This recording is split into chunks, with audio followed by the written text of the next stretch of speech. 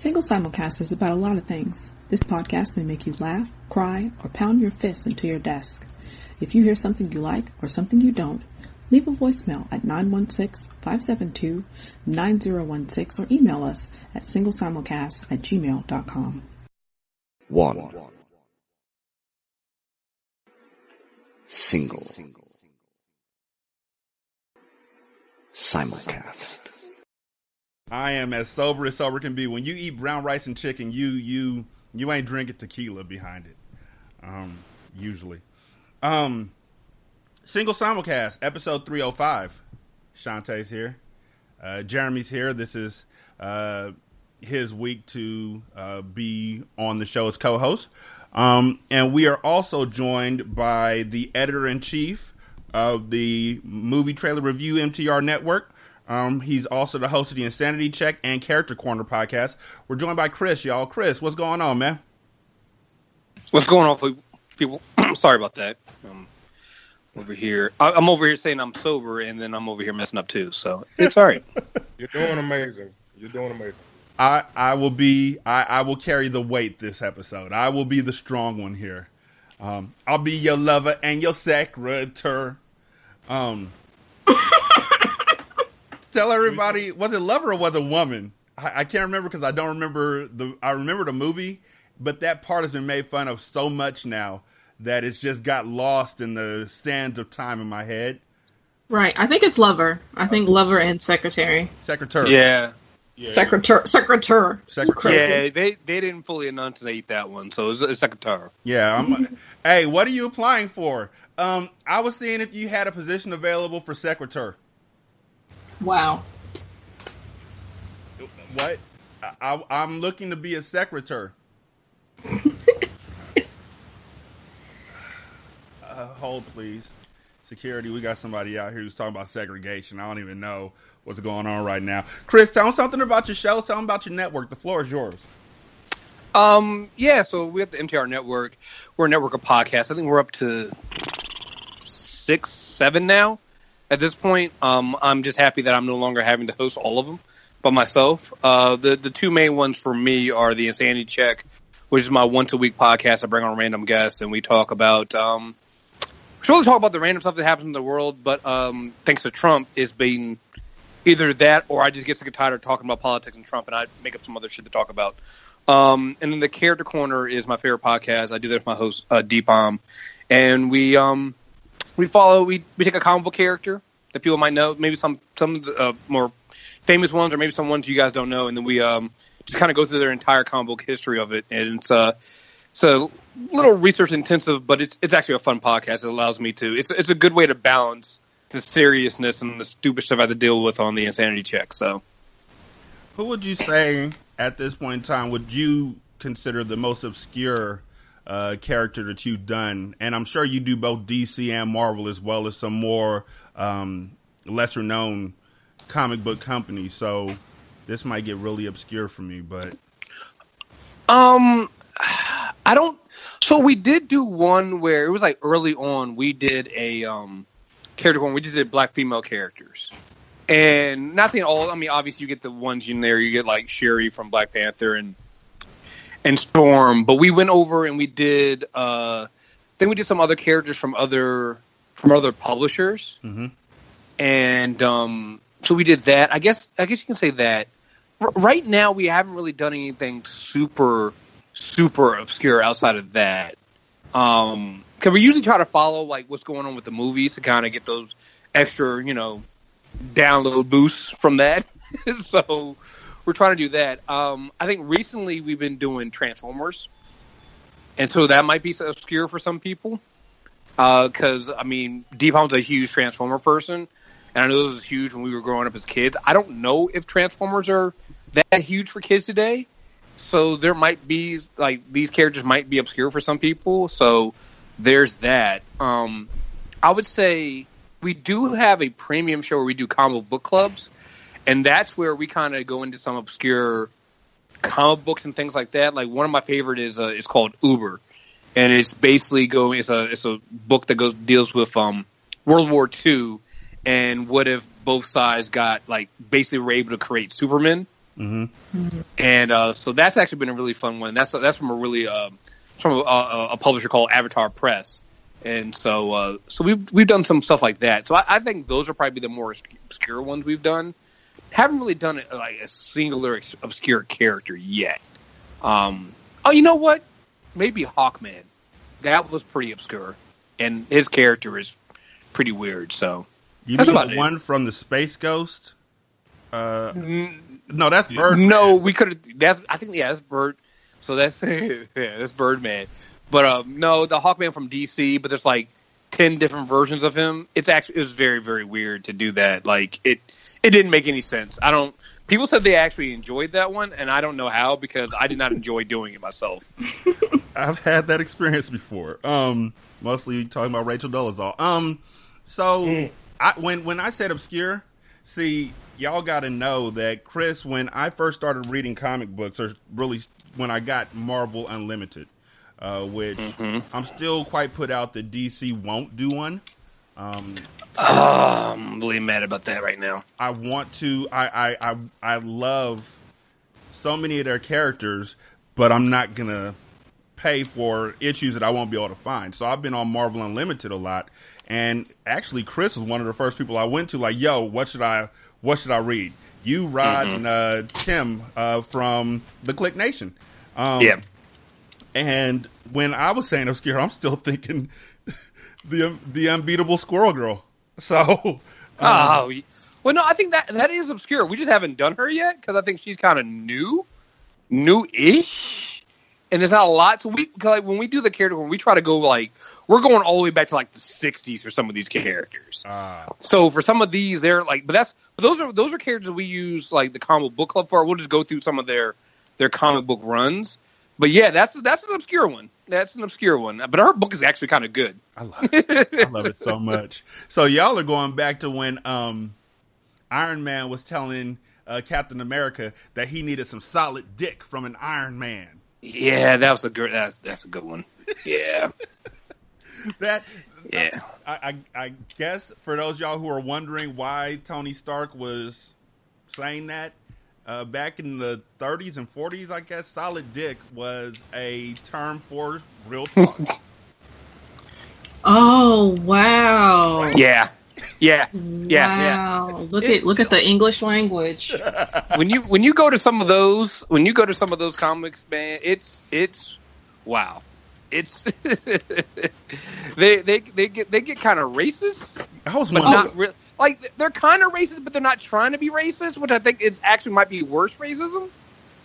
So is it because Jerry racism, or is it?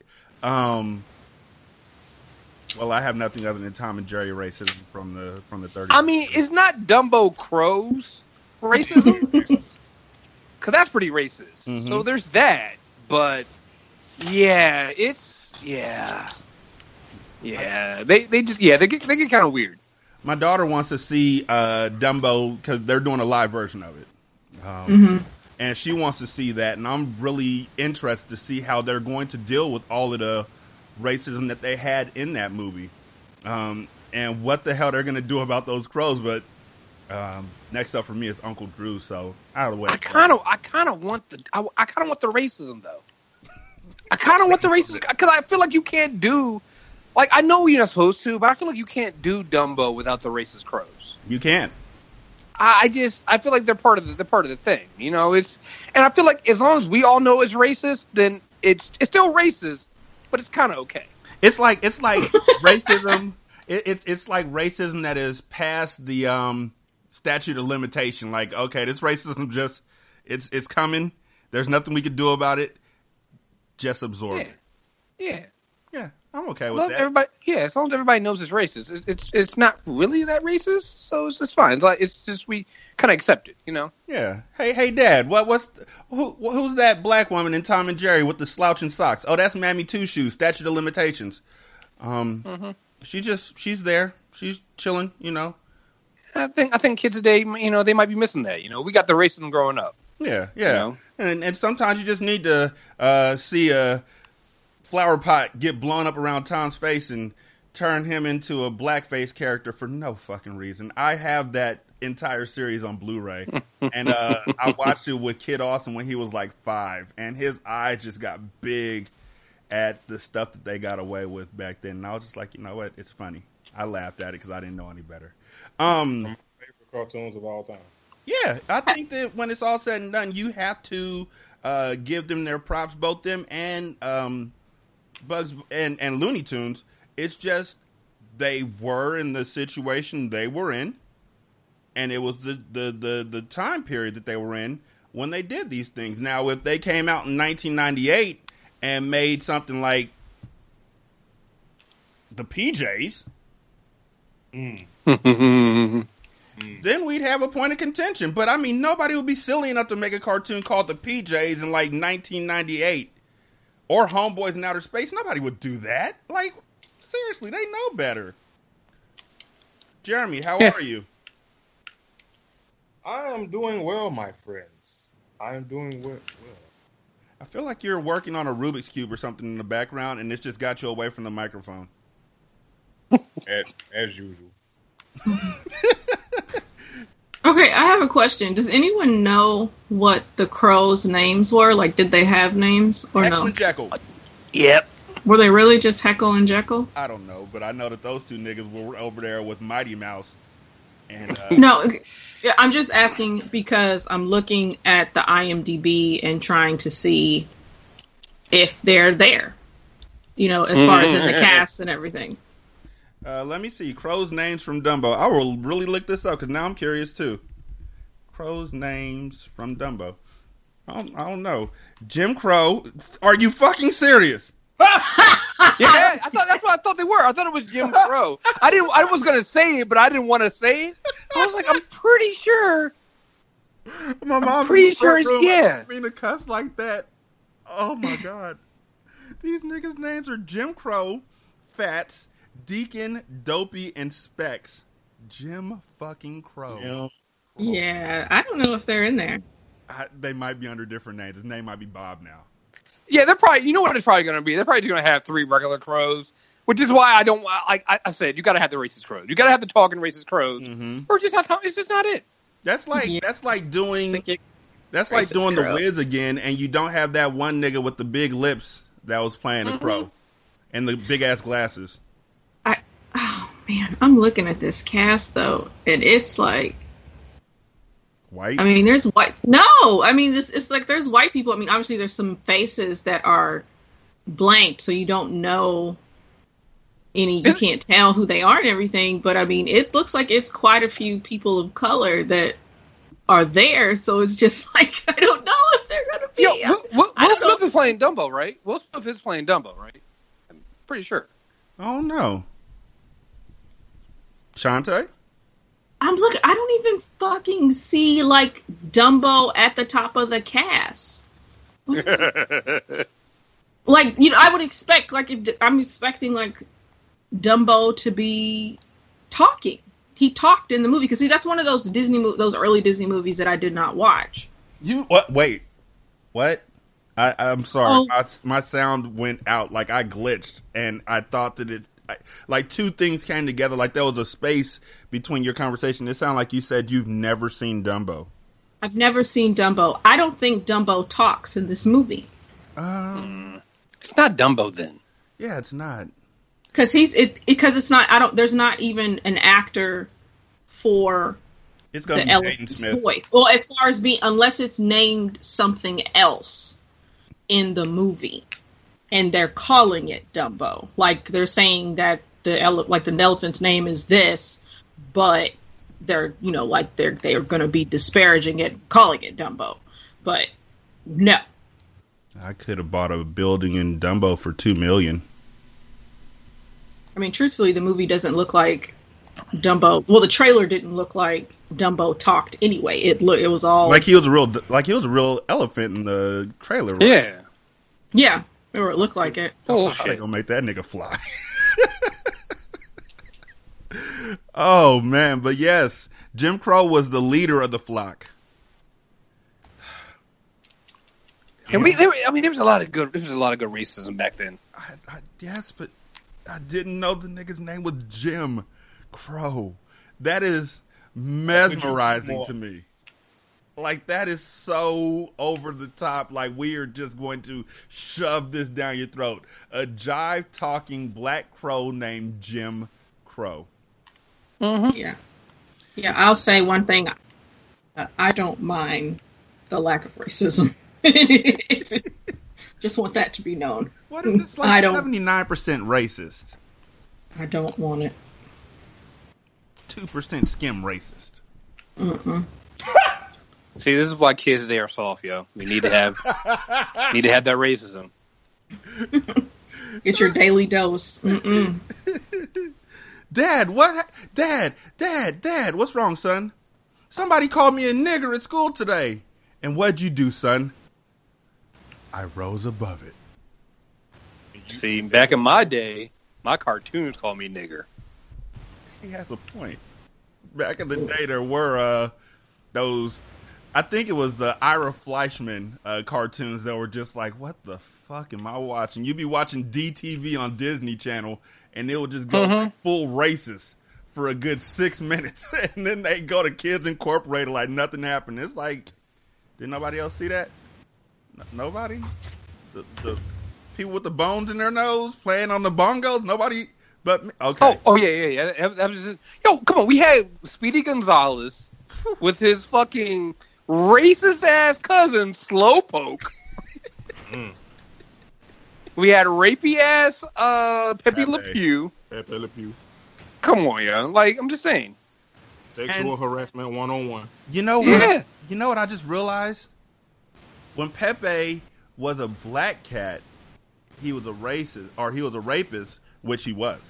But as soon as he fell into that white paint and turned white, then all of a sudden the lady cat was chasing after him and wanted him. Levels to the point that until the point she became almost rapey. Because she was a black cat and he was. Oh, y'all see what I right. Okay. I do want to do a follow-up real quick for this week's All, which for those of y'all who still don't know, that stands for Adventures in Working with White Women. The white woman who called the police on the little black girl for selling water outside of AT&T Park said that she didn't really call the cops. She was just threatening to call the cops. She didn't really do it until they came out with a recording of her calling the cops. I love how she tried to say that we heard you doing it. Like she basically did that skit from Chappelle's show with Rick James about, well, I don't do things just to do them. I mean, what am I going to just grind my feet in somebody's couch like that's something to do? I mean, come on, I got a little bit more sense than that. Yeah, I remember grinding my feet up in the couch. That's basically what she did. So she is now saying that she called and she asked them if it was legal, and then she hung up. But they have a recording of her asking to speak with somebody, and then the line got disconnected, which is enough for her to say, I was just threatening, it didn't go through. But if the call had actually gone through, I know without a shadow of a doubt those cops would have been there too sweet. Exactly. And I mean, it's not like it still makes it any better. No. You're still calling the cops on an 8-year-old. Right. Also, I would just like to say that white lady looks like a Furby. I know that's very low on the scale of fucked up things about that lady, but that's just, I find that there's a correlation between white women that look like Furbies and white women that call the police on black boys or black girls. I just want to make that correlation known. It's always white women that look like spoiled fruit. Golly, spoiled. But I think what's worse is that I don't know. I think it might actually be worse if she didn't call the cops. So you didn't even follow through. You just threatened to call the cops on a black kid. Like, it's all bad. But like you don't even show like conviction with it. You just what? Oh, God, just the worst. You want to strike fear into a little black girl? Like what?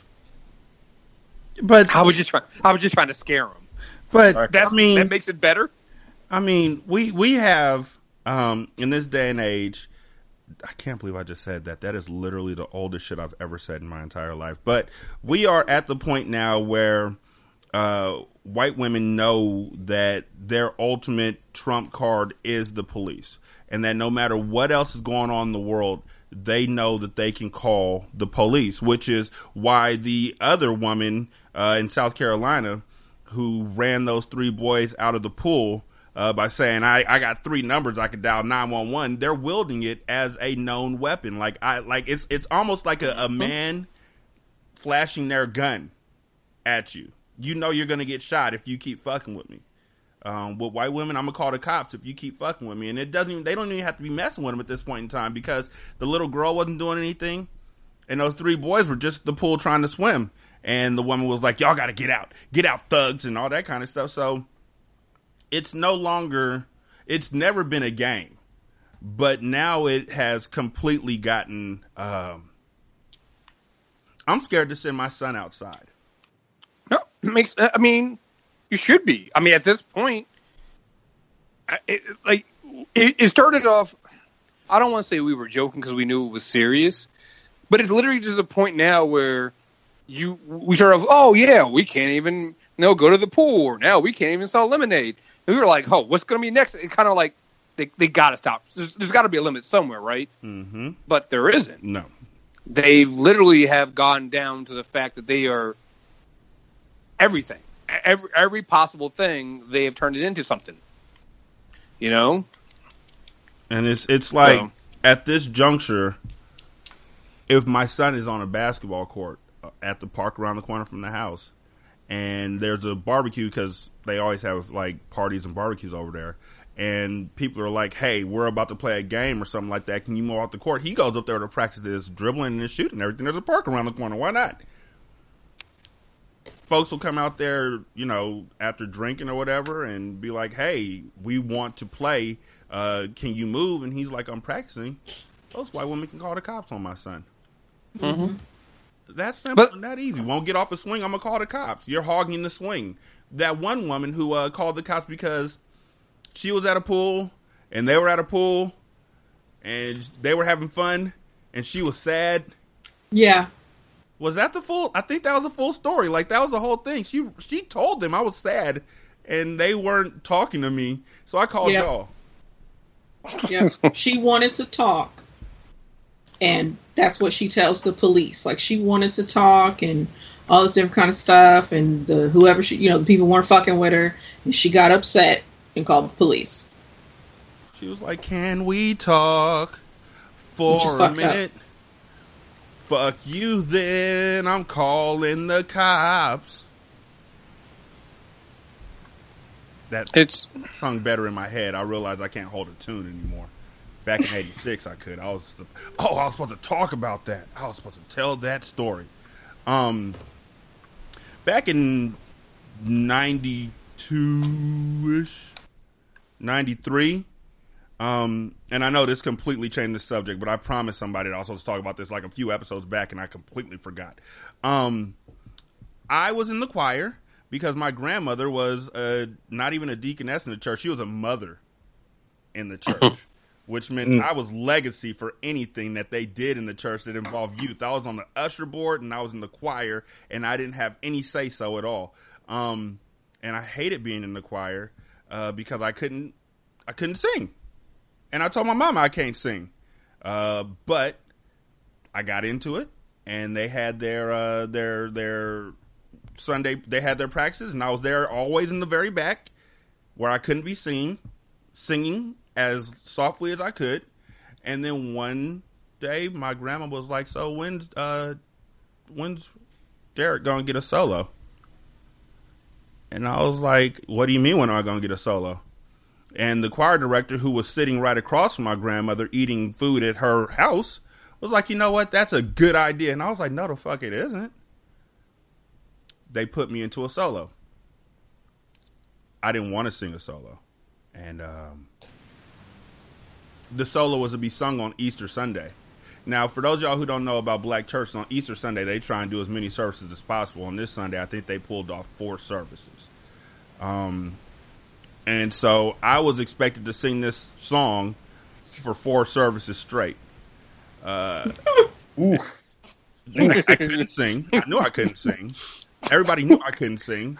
But So you already didn't have the voice, but you got to use that not voice 4 times. It was like when Chicken Little came up to bat in that Disney movie. Everybody knew the nigga couldn't hit, but he had to be there. So it's like you know you didn't have the range, but you had to sing, so you did you did what SZA do and just do your best. Nigga, I knew I didn't have the right. Fuck the range. I did not have the right to be up there. And so on top of all that, a couple days before, this had to have been 1992, because a couple days before Easter, I started going through puberty, and my voice started cracking. And so there was a high pitch point for me where I was supposed to say he was lifted. You know, the line was he was lifted up from the earth. And every time I tried to say that part from that point on, my voice would crack. Right on lifted, it would go, he was lifted. Ooh, you sounded like Alicia Keys for real. Ooh. I kid you not, that Sunday I sang that song 4 times. My voice cracked 4 times. And every time my voice cracked, some of the mothers in the church would say, "It's all right, baby. It's all right. Keep going, baby. It's all right." For those of y'all who don't know, when the church mother says it's all right, it ain't all right. You done fucked up. Church mothers are like some of, if not the shadiest motherfuckers on the face of the goddamn earth. Church mother shade is a whole new level. It's like church mothers will be the same person that'll see a baby and know that the baby ugly and be like, "Oh, bless his heart." You look just like your daddy. Knowing goddamn well. Say he look like his daddy when he ugly. Because the daddy usually be looking like a foot. Yeah. And you can't say that like the baby look like, the mom or something. But you can say granddaddy. I feel that way because when Isabella was born, everybody was like, "Oh, she's beautiful. She looks just like her mom." And I'm the one holding her. Her mom wasn't even there. I'm holding her at church, and they're like, "She must look like her mom." And I'm like, "You motherfuckers." Like, not all men. Like, come on. I'm sitting here holding my baby, and you're looking for her mom. Like, where is she? So I can compliment her on her beauty. And I'm like, fuck y'all. But yeah, that's my church choir story. I sang "It Wasn't the Nails" in 1992, and my mom had the tape, but it got lost and burnt and cut up. I don't know how it happened. I was thinking you were going to say like you recorded over it with like All My Children or something, or BT. Porn, always porn. But yes, so there was a whole thing that came out this past week about the electric slide, and about how it's about a vibrator. And then I read the lyrics, and I was like, you know what, that could be. I can see it. But the owner of the song, the writer of the song, said that it's not. Like, they just updated this story today because we were going to talk about the lyrics of the electric slide. But the reporter or the writer, Neville Livingston, a.k.a. Bunny Wailer, adamantly denied the rumor in a statement today. Quote, "At no time have I ever lent credence to a rumor that the song was inspired by anything other than Eddie Grant's Electric Avenue. To state otherwise is a falsehood and offends my legacy, the legacy of the singer Marsha Griffin, and tarnishes the reputation of a song beloved by millions of fans the world over." But damn it if it don't sound like it's about a vibrator now. See, I just didn't think not that I didn't think it sounded like it, but once I read the follow-up article and they were saying that like some friend close to the writer said the shit, I was like, oh, that's some bullshit. It wasn't even, I'm thinking like the guy, the actual writer came forward and said something. They were like, oh my God, it was like someone in close, a source said it. I was like, that's some bullshit. But yeah. I didn't believe it either. It's like, I'm with you. As soon as I saw that it was it was just because something else happened recently, where there's another song somebody tried to say that, and I was like, this is too convenient. And it felt like that's what it was. It felt like they were just like trying to get in on that movement. Mm-hmm. And I was like, yeah, no. We ruin everything. Like, white folks who don't have the internet gonna be like, did you know this song is about vibrators? Boogie, oogie, oogie, indeed. Not boogie, oogie, oogie, indeed. Boogie, oogie, oogie, indeed. Y'all like, ha. Oh my God, Marsha, I can't believe it. All this time. I've been going to all these weddings and I've been dancing to a song about a vibrator. I can't believe it. I feel about this. These black colored Negroes. God, are you going to see? Are you going to see Dumbo with Jim Crow? I mean, I hear them, but I mean, it wouldn't be the first time. Because I mean, if we're gonna be honest, I mean, a lot of songs that we love are really about something completely different. I mean, true. Yeah. I mean, for goodness sakes, I mean, Whitney Houston's "You Give Good Love" is probably the greatest ballad about dick that we've heard. I mean, I feel them. I mean, I'm gonna let them cook, but I mean, you know, yeah, I'm just saying. SWV's Rain Down on Me. We know what that's about. Yeah. Right. We know that's about, you know. That's about that good gush. I'm not a fan of that. Mariah Carey's "Honey." I mean, I've been getting educated by by watching the show Pose. They got some shit on Pose. Like, they got a song on there. I don't even remember all the lyrics. I just heard the two words that kept popping out to me: sugar walls. And I was like, wait. Oh. I know what that is. I know what sugar walls is now. I probably thought it was a cereal. Oh no! See, I've always known about sugar walls because that was a fucking porno. That was a black porno. Oh. Yeah. Okay. I don't want to watch it. Send me the link later on. Right. It's like, oh, this is disgusting. So about that. Right. You know, I realize now that a lot of folks' fetishes are sometimes started on accident. Yo, that's how Twitter started snitching, because you could see everybody's likes now. Because you used to be able to hide your filth in the likes, but Twitter started snitching. So that's why, listen, hashtag keep it in bookmarks. Thank you so much. Right. Definitely, bookmarks is where you gotta hide all your mess. But I don't have any mess in my bookmarks. It's just articles that I need to read. Shantae used her bookmarks for work. Not trying to see some work. Like all of y'all with your filth, floor and filth. We do not quote Bill Cosby on this show, madam. Oh. But I'm not quoting Bill Cosby. I'm quoting Eddie Murphy quoting Bill Cosby. Right. That works. There you go. Yeah, continue. So, a woman in Australia has been convicted of threatening to shoot a KFC employee. Last week it was Wendy's. This week it's KFC. Threatening to shoot a KFC employee over missing mashed potatoes and gravy in her meal. Wow, sis. First of all, fuck your clique and fuck your bitch and the clique you claim. West Side, when we ride, come equipped with game. Sorry, go ahead. First of all, you got to be at a low point in your life when you threatening violence over people of KFC, because KFC already is the ghetto. So, like, what? Not even KFC. They're mashed potatoes and gravy. Like, that ain't even good. It don't even look good. It doesn't even look good. You could have went to the house and bought. I mean, I went to the house. You could have bought probably some better instant mashed potatoes than the mashed potatoes at KFC. It's like KFC mashed potatoes are like the next of mashed potatoes. I wonder if she can see I'm hard right now. Well, if you leave them in the box long enough, yes. I wonder if they can tell that these mashed potatoes are lumpy right now. If this was Popeyes and they were using Uber Eats, I could understand. Because look, I be ordering from Uber Eats and Popeyes, and they always be leaving stuff out. And I'm not gonna lie, I be having violent thoughts. Yeah, when I'm with you, all I'm thinking is violent thoughts. This like seeing two women fall out on Twitter over ugly nigga. Like, baby, what are you doing, baby? The Calgary Guardian reported that Emily Samuel called the restaurant and made the threat in February after ordering a meal on the restaurant's app.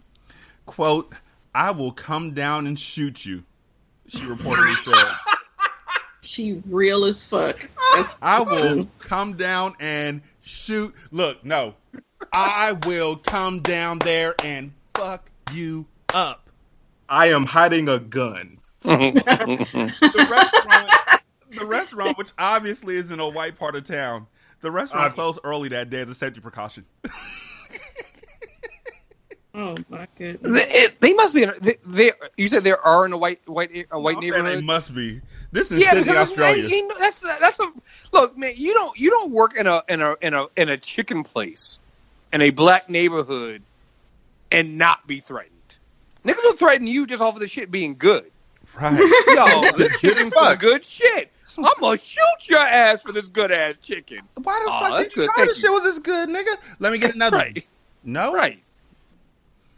Because it ain't no way a chicken place is closing down a black area over a gun threat. A threat of violence? You know what happens when somebody calls in and threatens violence at a black restaurant in a black neighborhood? The person they talk to on the phone is like, "Yo, I'm going on break." Sorry. to get their gun till they ready. Because they're going to tell a nigga, "Well, strap up, nigga. We here." Like, these niggas haven't heard Duckworth. You know what happens at the KFCs in the hood. Come on. She was sentenced last week. And she was ordered to enter a good behavior bond. She didn't mean any threats of harm. It was a brain snap.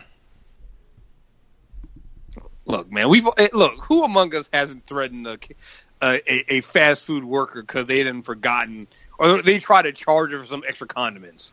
Can I get some ketchup, please? That'll be 25 cents. What the fuck you mean it's 25 cents? You didn't even give me any. Y'all out here admitting the well, you got to keep in mind. You got to jack up service workers. Back in the day, because they be knowing, they know. Back in the day when we were young, you could get as many dipping sauces as you wanted with your McNuggets. This is true. And then one day out of nowhere, they had that nasty ass sign up that said, if you get a 20-piece, you get 3 sauces. But if you get a 10-piece, you get 1 sauce. Nigga, how the fuck am I going to eat 10 nuggets with 1 sauce? You better give me another one. Give me another one. Give me another one. And then you go out to your car and you get your gun. No, give me another one. Wow. Hey, ain't nobody saying it's right. We're just saying what happened. Yeah, Yeah. Things were wild in Waldorf. You're just admitting it. We need to walk with you as you walk with Jesus. Or whatever. You know me well. These are my confessions. We need to allow room for growth. No shout out to those motherfuckers. There is no area for judgment here. We all just need to realize that we are not perfect people. We are all flawed. That's the whole statement. That's it. So a guy was driving a car in Arizona. Shante, this story is definitely for you. A man driving in Arizona was shocked when a snake suddenly appeared from under the hood of his car and slithered onto the windshield. Wait, like on the outside though? Which one do you want it to be? It needs to be. Oh my god! It needs to be. What? It needs to be outside. Holy cow!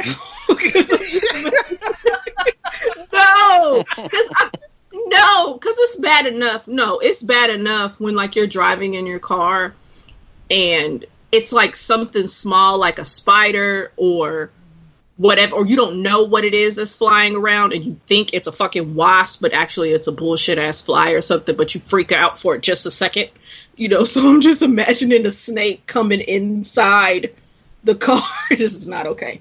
It was on the windshield. It was sitting on the windshield wipers, but it's a big ass snake. I'm looking at it. And it's just like perched like it's trying to strike through the window. The guy said he was surprised, but he knew he couldn't panic because he was driving and didn't want to crash. I see a little head pop up and I thought, oh, rodent, maybe lizard, he said. And then I saw an entire body of a snake pop up. He pulled over and filmed a video of the snake. He said that the snake wrapped around his windshield wiper, and then it went back under his hood where he couldn't find it. Wow. So it just moved in. So it's his car now. Yeah. Car belongs to the snake. The snake gentrified his car. I'm putting a sign up and everything. This snake on snake violence must cease. I'm just going to let you know. This car has the keys in the ignition. Enter at your own risk. Yeah, that is the whitest story I've ever heard, yo. Because he just did everything a black person wouldn't do.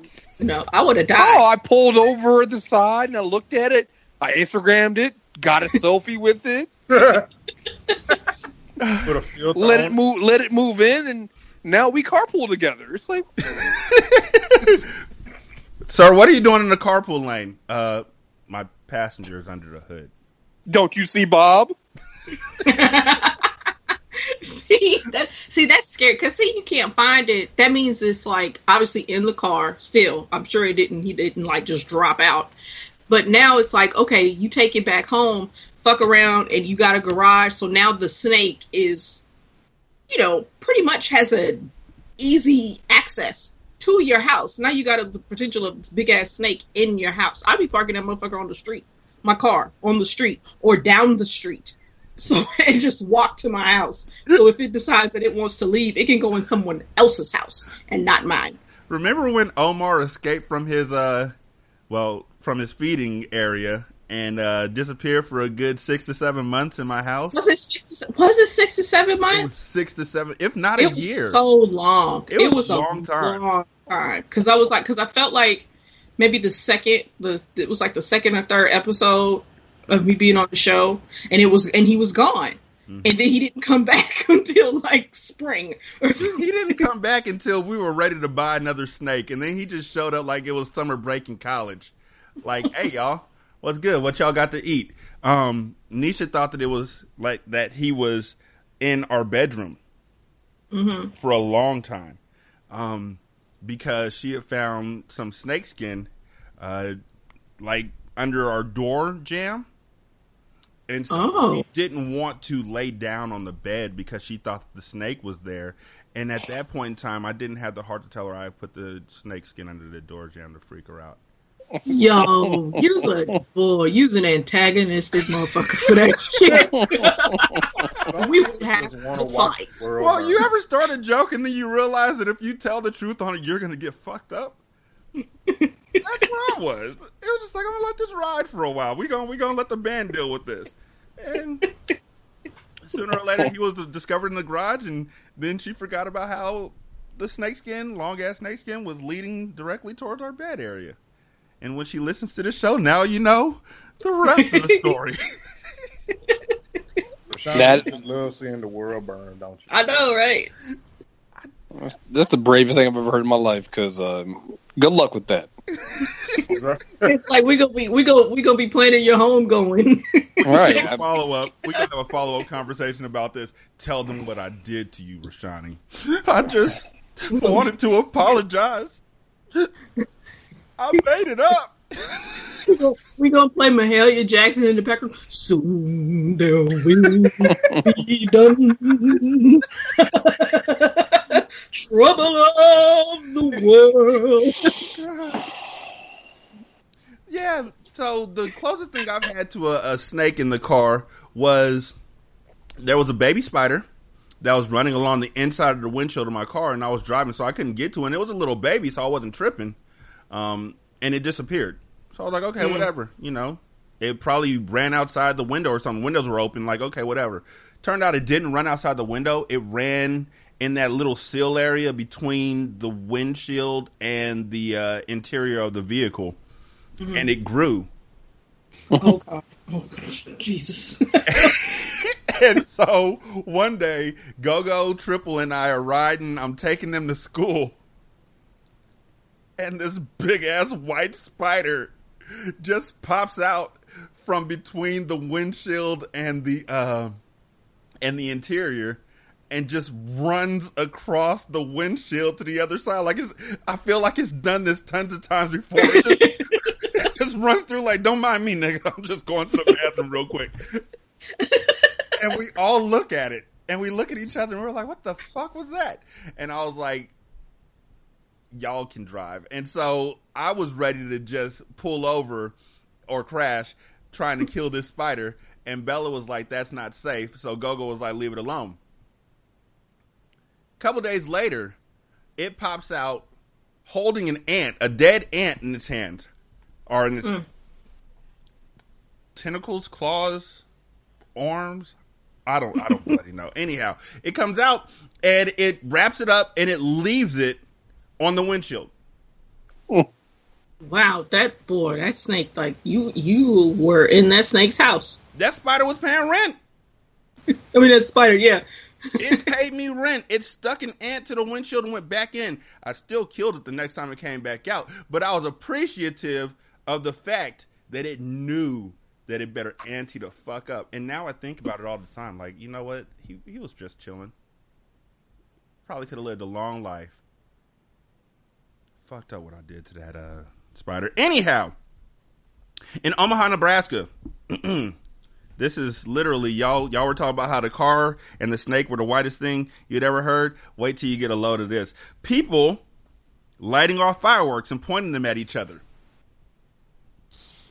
That's what a fireworks fight is. And one is scheduled on July 4th at Spring Lake Park in South Omaha.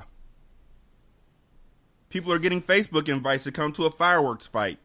And more than 1,000 people said they plan to attend or are interested in the event. The organizer, Junior Sanchez, said he saw it in Chicago and thought Omaha should have a fireworks fight. He's 15. Chicago had one last year. Why not have Omaha have one? It'll be the first and biggest fight, Sanchez said. He said it's all for fun and admits that people might get hurt. Wait. This, it feels very white because they're organizing it. You know, like, oh, we're gonna have a Facebook invite for this firework fight. But I grew up with black boys running around with, what is it? Roman candles. That's what it was. They would shoot the shit they would shoot those things at each other. So it was just like, after a certain point, it was time for me to go in the house because I'm not getting caught up with these motherfuckers shooting each other, having a Roman candle fight. So it sounds white because they're organizing it, but sounds, I guess, like some regular shit because they just gonna be shooting each other with fireworks. Yeah, but there would have been like maybe one or two of us with Roman candles before your mom would have been like, put that shit down. See, I don't know. It was like niggas at a lake. Somebody gonna die. I don't know. The thought of like 10 or 15 on a block sound like 1,000 people at a lake. So I don't know. Quote, if you shoot somebody with a Roman candle in the face or arm, they get a burn or a welt. That's considered assault. Omaha City prosecutor Matt Hughes No said. shit. The fuck? I mean, okay. You're shooting somebody with firecrackers. Why do you have to say that? It's like, oh God, to be white. I'm sorry, just to be white, because that's the whitest thing I've ever heard in my life. She told you so. I don't think it's smart to do it, Hughes said. I also don't think it's smart to broadcast to everyone that you're planning on engaging in potentially assaulting behavior. By the way, Sanchez said his parents know about his plans and they really aren't happy about it. That's it. That's the whole thing. That's all his parents said. We know what you're doing and we're miffed. Be careful. You be careful. I don't know about this one, Bob, but it's your life, so we're gonna let it ride. How much would y'all pay for a milkshake? Like between $2 and $3. Okay. $5 max. I saw that. Yeah, $5 max. Jeremy? Like $4. $4? Okay, the most I paid for a milkshake so far is $6, and it was from Baskin Robbins, and it was huge and it was decadent as fuck. It was a chocolate-covered strawberry milkshake, and it was wonderful. And I only got it once because it cost fucking $6. Anyhow, This place has a milkshake. Serendipity 3 in New York City has a milkshake called the Lux Milkshake. Mm-hmm. It comes in a custom milkshake glass adorned with over 3,000 Swarovski crystals. That has nothing to do with their big price tag. The price tag is $100, by the way. Bullshit. Fuck that shit. So no. Wait, hold on. Wait, what? It costs what? $100. No. Hey, that's American dollars? A note. in this economy? A note. Yeah. And it's the Guinness Book of World Records for the most expensive milkshake. So how is it even possible to make something primarily consisting of milk and ice cream genuinely cost so much? According to the Guinness World Records, the Frosty dessert's extravagant high-end ingredients, including edible gold, Boo. are responsible for this oversized cost. Take a look. It includes Jersey milk, which is made from cows originally bred in the Channel Islands, which are popular for the high butterfat content. Tahitian vanilla ice cream, sourced from premium, slow-grown, sun-cured vanilla beans. I don't feel like I have the right voice for this. Hold on.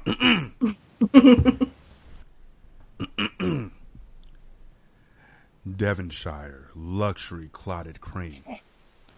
Produced in Devon, England. This thick and rich cream is made from heating fine milk until a thick layer of golden cream forms on the surface. Madagascar vanilla beans. As the most labor intensive to grow, the Madagascar vanilla plants. That's all it says. The Madagascar vanilla plants vanilla. Okay. Planifolia, which takes 3 years to produce beans that are intense in flavor. 23 karat edible gold. Take that, Bruno Mars. This pure and edible gold creates a glimmering golden sparkle when mixed with the other ingredients. Whipped cream. It's just a grass-fed cream. They really don't have anything. It's just there. Le Cremose Bolzone. Oh, they should stick with that name because you know what that means in English? Donkey caramel sauce. Ooh. This rare sauce that is sweet and unique in flavor that is made from Venezuelan cocoa, Piedmont hazelnuts, fresh donkey milk, and cane sugar. Now, I know I said a lot of stuff about drinking cow milk, about how somebody was stroking it and was just like, I'm going to drink whatever comes out of here. I'm not fucking with donkey milk. I don't give a fuck what you say. Oh, this is it. This is your line in the sand. I have this is the drawn line it. in your line in the milk. I've drawn it and put X's over the top of that motherfucker. And Chris, I know you've seen Hotel Artemis. I'm drawing a line. Don't cross this line. Yeah, no. No. Donkey milk. Don't cross this line. And the last thing is Luxardo Gourmet Maraschino cherries. Produced in Luxardo, Italy. These cherries are dense and chewy with a sweet tart flavor made with prized sour Marasca cherries and preserved in the fruit's famed liquor. $100. That ain't nothing but a milkshake with international shipping. Fuck that shit. I mean, do you eat that? Like, I'm so confused about what you do with it. You put it on Instagram. Like, that's what you're supposed to do. You're supposed to take a picture of it and, that's what your friend, that's what you're supposed to get all your likes and stuff. Look at these gold flakes. I feel like you take it to the Source Awards. You're just sitting in the Source Awards drinking it while niggas throw chairs all around you. Mm. Yeah, that's what my grandma would have said too. I can make you a milkshake in Malna's place. What's in that one? Nestle Quick and a spoonful of vanilla ice cream, and don't you make that face. I wonder how it tastes. Like a vanilla milkshake. But, like, is it like a mouth explosion of vanilla? Because it seemed like they got a whole bunch of, like, different source vanilla, shit popping off and everything. Or is it just, like, some regular shit? You're going to get a mouth explosion of donkey milk. Donkey milk. What the fuck? Who even knows about, like, what? You couldn't sell that to me. You wouldn't be able to get that past me. Like, wait, does that say donkey milk? That's like a rapper's name, right? That's like, that's not real. Like, that means something else. That's like when you put the caramel in a certain design or something, you call it a donkey milk lattice or something like. No, it's real donkey milk. Hey, y'all, get in the fucking car. No, that's funny because there really is. Well, I don't know if it's actually donkey milk in it, but there's like donkey milk sheet masks. So I don't know if that's like the brand name or if it's actually got like donkey milk popping off in it, because I've never used it. But just saying, that's out there. Donkey milk is taking over the world. We should just get prepared and accept it. I don't want it. I feel attacked. I feel like this is the kind of shit that people should be warned about in high school, along with how to balance a checkbook and your credit report. We will be right back. This single simulcast. Hey everybody, this is Gerald Jones from the Buy Black podcast, and you're listening to Single Simulcast. I've been drinking a whole bottle of wine through this episode. This is the first podcast I've been on where I've been allowed to drink, and I'm loving it. Y'all keep listening. What's up, everybody? This is Classic, CEO and co-founder of the CSPN network. And when I'm not working on the many podcasts on our network or just hanging out, I'm listening to Single Simulcast, and so should you. This is Jarman, a.k.a. Shantae's brother. You listen to Single Simulcast. Favorite podcast is favorite podcast. I like listening to it. Hopefully you like listening to it. Enjoy. Hey, this is Chris from the MTR Network, and you can check out all our podcasts at mtrnetwork.net, and you're listening to the Single Simulcast. This is Aaron Rand Freeman. All my clones are dead, and you're listening to Single Simulcast. That was simply sensational. Single Simulcast will surely surface speedily. Bitches.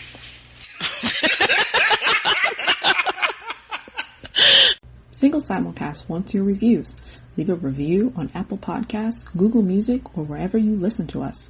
Tag Single Simulcast with the screenshot of your review on Facebook, or use the hashtag SSCast on Twitter. Enjoy the rest of the show. My name is Jordan Redfield Wade. Well, well, well. If it isn't the so-called People's Champion. By day, I'm a philanthropist and private investigator. You risked your own life to try and protect someone who needed it. If that's what's needed to be a hero, then I want to help. But by night, I protect the people of Newark City in a different way. My name, champ, is Redwing. Do I need to count the sheer number of felonies you committed today? As she lay dying, I promised my mother that I would fight for those who couldn't fight for themselves. And I refused to let her down. I would do anything to keep you safe, you know that, anything. Even murder? If that's what it took, then yes.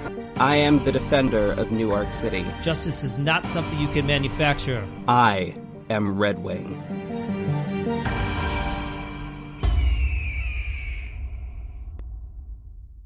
Hi, this is your man Jeremy from the Crown of College podcast, and you are listening to Single Simulcast with my man Rashani and Shantae Fabulous, your favorite podcaster's favorite podcaster. And I'm your favorite podcaster, so that should be your favorite podcaster, because I'm your fave, and your fave's fave. Check them out on Single Simulcast, and check out Crown of College, found wherever you can find great podcasts and the CSPN network. Hello, this is Stephanie from the Mocha Minutes podcast. If you can hear my voice, that means you're tuning in to two of my faves, Rayshani and Shantae Fabulous of the Single Simulcast. Congrats! You made a really good choice today. You want to make another good choice? Check me out on the Mocha Minutes podcast. You won't be disappointed. If you're tuning in to the Single Simulcast, you're going to love the Mocha Minutes podcast too. You can find the Mocha Minutes podcast wherever you find your podcasts. Would love to have you tune in. Okay. Bye.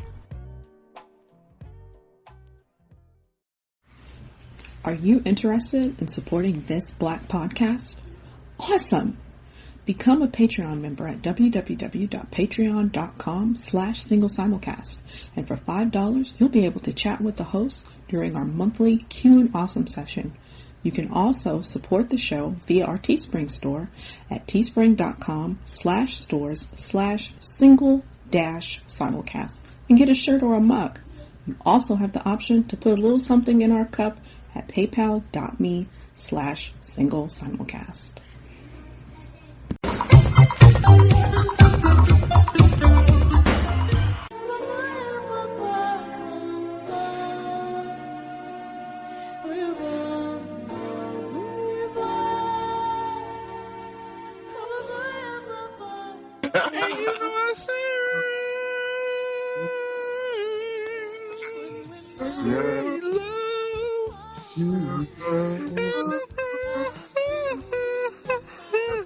Shit, I'm tired. It'll always be this way. It is. When you yawn, that's how Anita Baker did that. You just yawn your way through shit. Fucking told you, son. I love Anita Baker, but you were correct, sir. From beginning to end, 365 days of the year, I want the sun. You know what? I'm rock for this one. All I wanna do is take a nap with you. That's And think. Caught up in love. See? Sounds just like. I never noticed it till just now.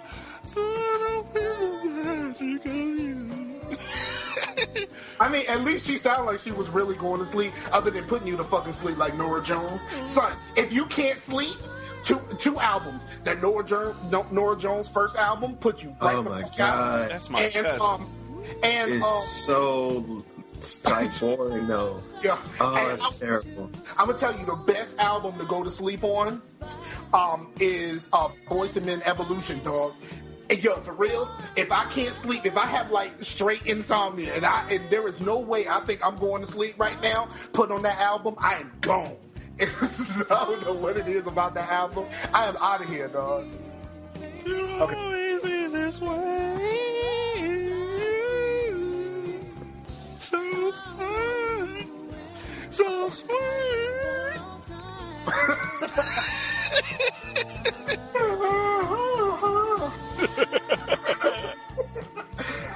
Oh shit! Oh, but man. I can't talk too much shit about Anita Baker. My mom, when she was alive, she loved Anita Baker and Patti LaBelle, son. Anita's the shit.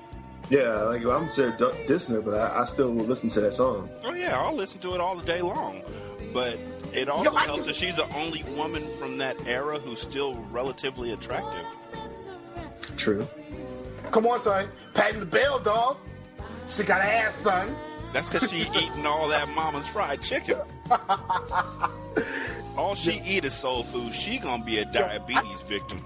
I need to find that shit. Did anybody? Am I the only person on earth that remembers that award show where Patti LaBelle was singing and they gave her the Lifetime Achievement Award or some shit like that? And she was singing a song, and she just took the mic away and sung out loud to the fucking crowd. And it was I don't remember that at all. It was the most amazing shit I've ever seen in my life, and I have never seen that shit again. Nope. She was probably yawning one day in the studio, so I was like, hold on. Yeah, just like that. Just keep doing that. That's perfect. Oh, that was great. How'd you hit that note? I'm not sure. No, that wasn't it. Maybe if I hold my nose. No, that's not it either. Will you tell him to stop yawning when he yawns? That's it. Eureka! I just found it. Eureka! That's it. The Dream Team is here. Single Simulcast episode 305. Shantae's in the building. Jeremy and Chris from Movie Trailer Reviews. What's the last movie y'all did a review of? I didn't see it, but I was on the review Phenom did for Uncle Drew. I'm going to see it with all my basketball teams on Monday. The last movie I went and saw was Jurassic Kingdom, or Jurassic World Fallen Kingdom. Sorry about that. Yeah, I had issues. What the fuck is a dino veterinarian? A paleo veterinarian? Nobody knows.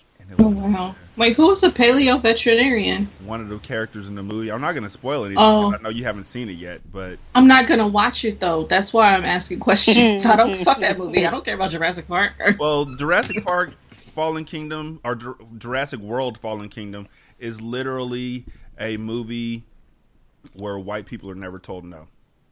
That's what it sounds like. Only thing every movie for white people, basically. Basically, Not like this. They do some horrible shit in this movie because nobody ever said, you know what, you probably shouldn't. Well, actually, no, it's worse than that. Ian Malcolm has told them you probably shouldn't. Right. They just do it anyway. Right. For what it's worth, Ian Malcolm did. Jeff Goldblum was hired to be on this movie to literally lay out everything that was going to happen in the movie in the first 5 minutes of the movie. And nobody listened to him. Nope. Okay, so I have a question because I saw it in the trailer. There was like this giant, whatever the fuck it was in the ocean. Did all those people die? Did it eat the people? Yeah. Did it eat the people, or is that like some fake out shit? Like, oh, we're gonna put this in this trailer because it's exciting, but it ain't really gonna be what you think it's gonna be. It's literally at the end of the movie. That's the second to last thing that happens. And that's all you see. You don't see what you saw in the trailer is what you see.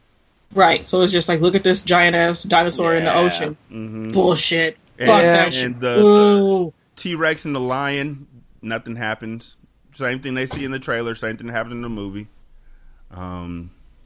It was really, they tried to make this movie that back in 1993 was such a beautiful, warm, wonderful, scary at times movie into like a horror movie. And I had questions, like how heavy, like how light-footed was that dinosaur that was just running through their house, right? And walking across glass roofs, and never fell through. Like, how heavy are dinosaurs? I thought they were tons. How are you walking across glass roofs? It had Shuri sneakers. Delete that footage.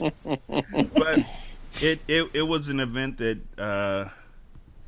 Yeah, it was like, I think it was Ian Malcolm who said it best. Just because y'all could do it, none of you stopped to think about whether you should.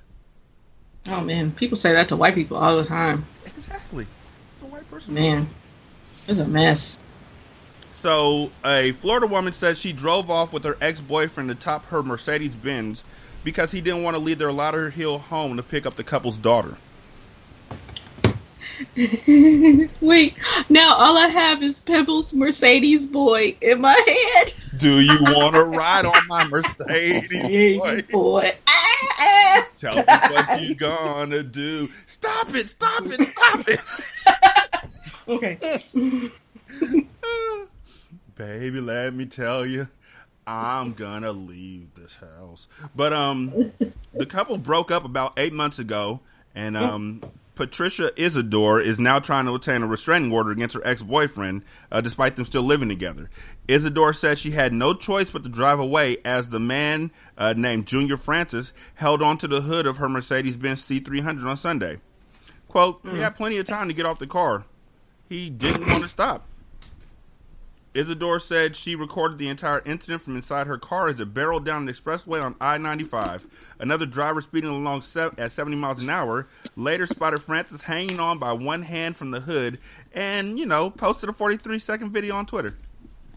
Wow. Help out. Don't date motherfuckers named Junior. This nigga gonna die. Hashtag retweet. Hashtag nice car. Hashtag I-70. Yeah, Junior is an ain't shit name. Correct. That's it. You ain't never met a nigga named Junior that didn't have at least 2 families that he don't take care of. Wow. But not wrong. You're hiding a child. No, you hiding a family, nigga. Fuck that. Right. Old ass. Hiding children. You hiding a generation, nigga.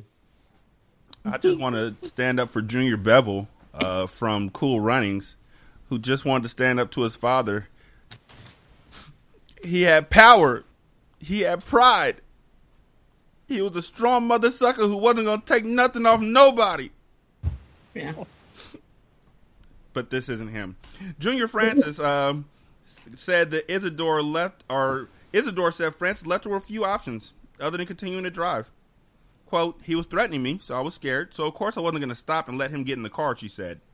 At one point, she stopped on a road in Miami, but Francis' dumbass didn't take the opportunity to hop off the hood. He eventually got out the car and joined her inside. They then headed to an address in West Park where she was arrested and charged with negligence. Isidore's been released after posting bail. Yeah, so the whole thing went down. I was like, why is she being arrested? Anytime I see a story like that where the dude is on the hanging on to the car and the woman driving away, I'm like, yeah, she probably was harassing her or doing something he shouldn't have been doing, and she was trying to get away. So you don't arrest her for that. You arrest him because clearly the nigga could have got out the car any time. I mean, well, not when you're going 70 miles an hour on the highway, but he didn't have to hop in the car. There was no reason for him to be on the car in the first place. And to be like, oh, well, it's her responsibility at that point. It's like, no, not at all. Nigga, how'd you get there? Right. She had to, it's not like most people's houses are like the highway is right there. Like she had to stop at some point. You could have rolled off, nigga. It would have been okay. But, I'm just saying. If I'm rolling down the street and I see this nigga holding on to the hood of the car, I may or may not throw a rock at him. Like, I'm... for her safety, like, I'm really thinking like he's trying to hurt her. And so, if she's going that fast and he's hanging on, nigga, clap and just throw something at him or something. Like, I have flashbacks of abusive relationships. My mom and dad, it wasn't the best relationship out there. It was actually very, very physically abusive. And at one juncture, the tables were actually turned in this situation. My dad said that he was going to take my brother and I and just leave, and she was never going to see us again. I remember that. I was maybe 3. And she was like, you're not taking my kids. And he was like, yes, I am. My dad was physically violent all the time, physically abusive, and it was all bad. So he picked us up, and we were in Northern California. I guess his plan was to drive us up to Washington to be with his mom. And my mom was like, you're not taking my kids. So she hopped onto the roof of the car and was holding on with 2 hands. And so he rode down the street and kept trying to gas and brake to get her off. I remember this. I remember this vividly. I feel badly for Isidore. I feel badly for their child. Because their child has likely seen some stuff. If it has gotten to this juncture where she's getting a restraining order, where he's trying to hold on to the car because he's trying to be controlling or whatever it is, that child has seen something that's gonna stay with them. So I have no sympathy for him. I have no empathy. I would hope that when it's all said and done, he would get in trouble as well. But apparently, he told the news that both he and Isidore need to use a Mercedes, which they co-own. Quote, she turned the engine on, dropped it in reverse, and turned, he told the station. That's when things take a turn. And he said he was actually on the phone with police as he hung onto the hood while Isidore drove from Broward to Miami-Dade counties and back. Quote, she's swerving the car and I'm on top of the car, Francis told a dispatcher. According to the 911 call, I really need help. Francis, why would you get in the car? Like, I just don't understand. Okay. Francis said that he managed to remove the key from the car's ignition once they reached West Park. And I know this is going to sound like I'm judging, and I am. He then told police that he didn't want to press charges against the mother of his daughter. The reason why he probably didn't want to press charges is because they would have looked at her and saw bruises. They would have done an investigation and saw something, or she's able to tell them this is exactly what he's done. Look, here's the restraining order that I've been trying to get against him the whole 9 yards. Most times, that I've experienced, the aggressor in these situations is the one who doesn't want to press charges when there is an altercation.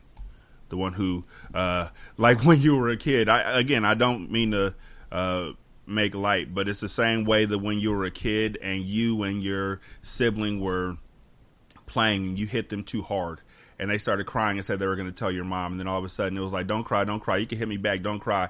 That's usually the way that they solve these situations. Don't cry, I love you so much, don't cry, let me take you out, let me buy you something, let me give you something, don't cry, the kids don't need to see that, don't cry. And I remember all of this, so I just feel badly for their daughter.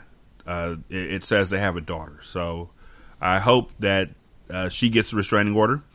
I hope he gets on the hood of that car again, and I hope she goes 120. That's sad. No sympathy. None.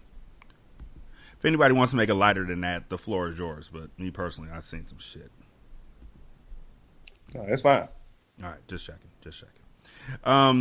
So a German man was caught on camera poisoning his coworker's lunch.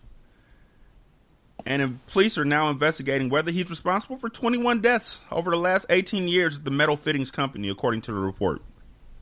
How do 21 employees die and nobody goes, maybe it's a disgruntled employee? You know, they just flipped the calendar thing back. This many days without an accident? Shit, we're back down to 0.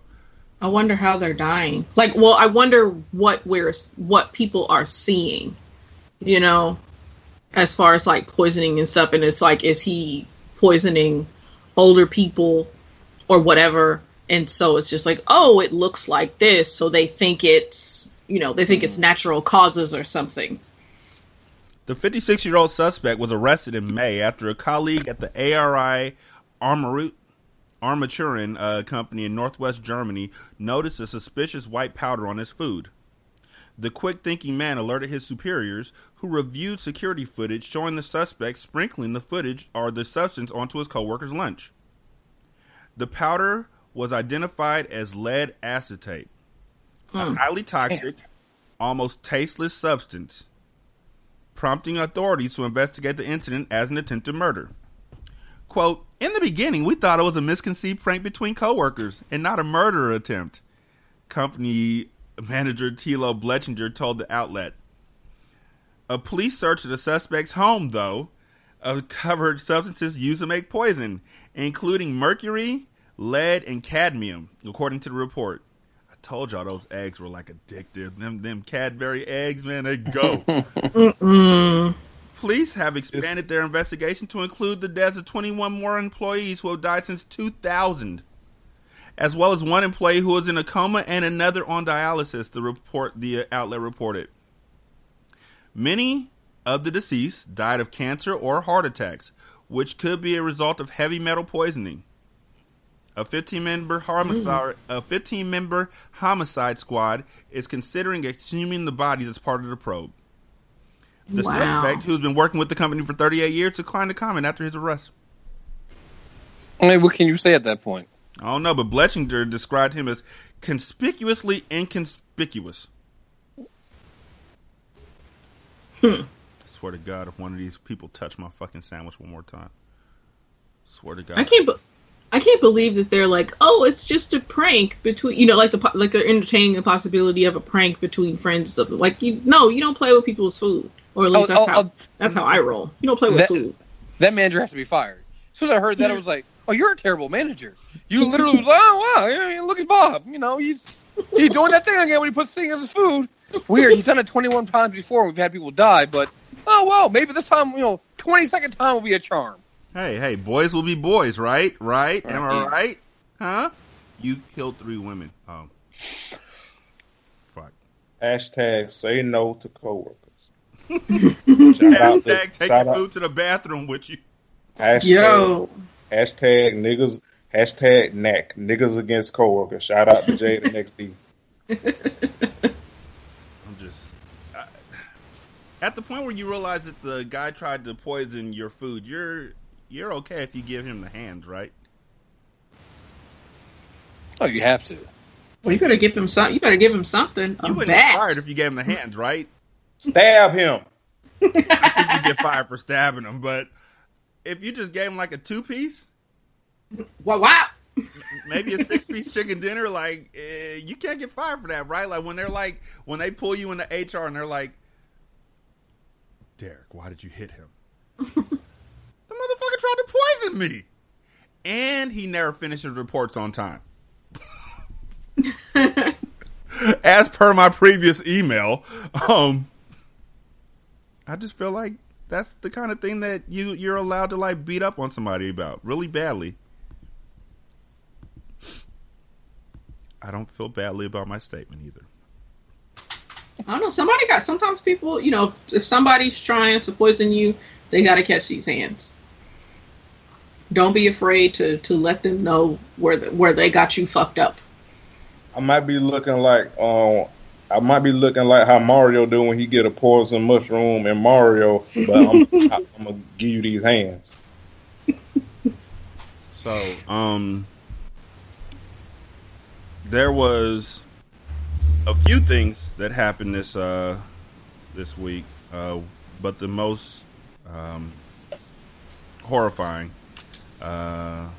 was a shooting in Annapolis, Maryland, at a newspaper, Capital newspaper facility, and a few things came together that made it dreadfully apparent that this wasn't. I mean, they're trying to say that it was because he wanted to get revenge, that the shooting suspect, because it was a him, of course, that he had a long-standing grudge against the newspaper, that he sued it after it reported accurately on his guilty plea to charges of harassing a woman he went to high school with. His defamation case was dismissed. Authorities said a 38-year-old armed with a shotgun intentionally targeted the newspaper in a shooting that left 5 people dead. NBC News spoke with Brendan McCarthy, the attorney who represented the woman that Ramos harassed. He said Ramos tormented his client for years.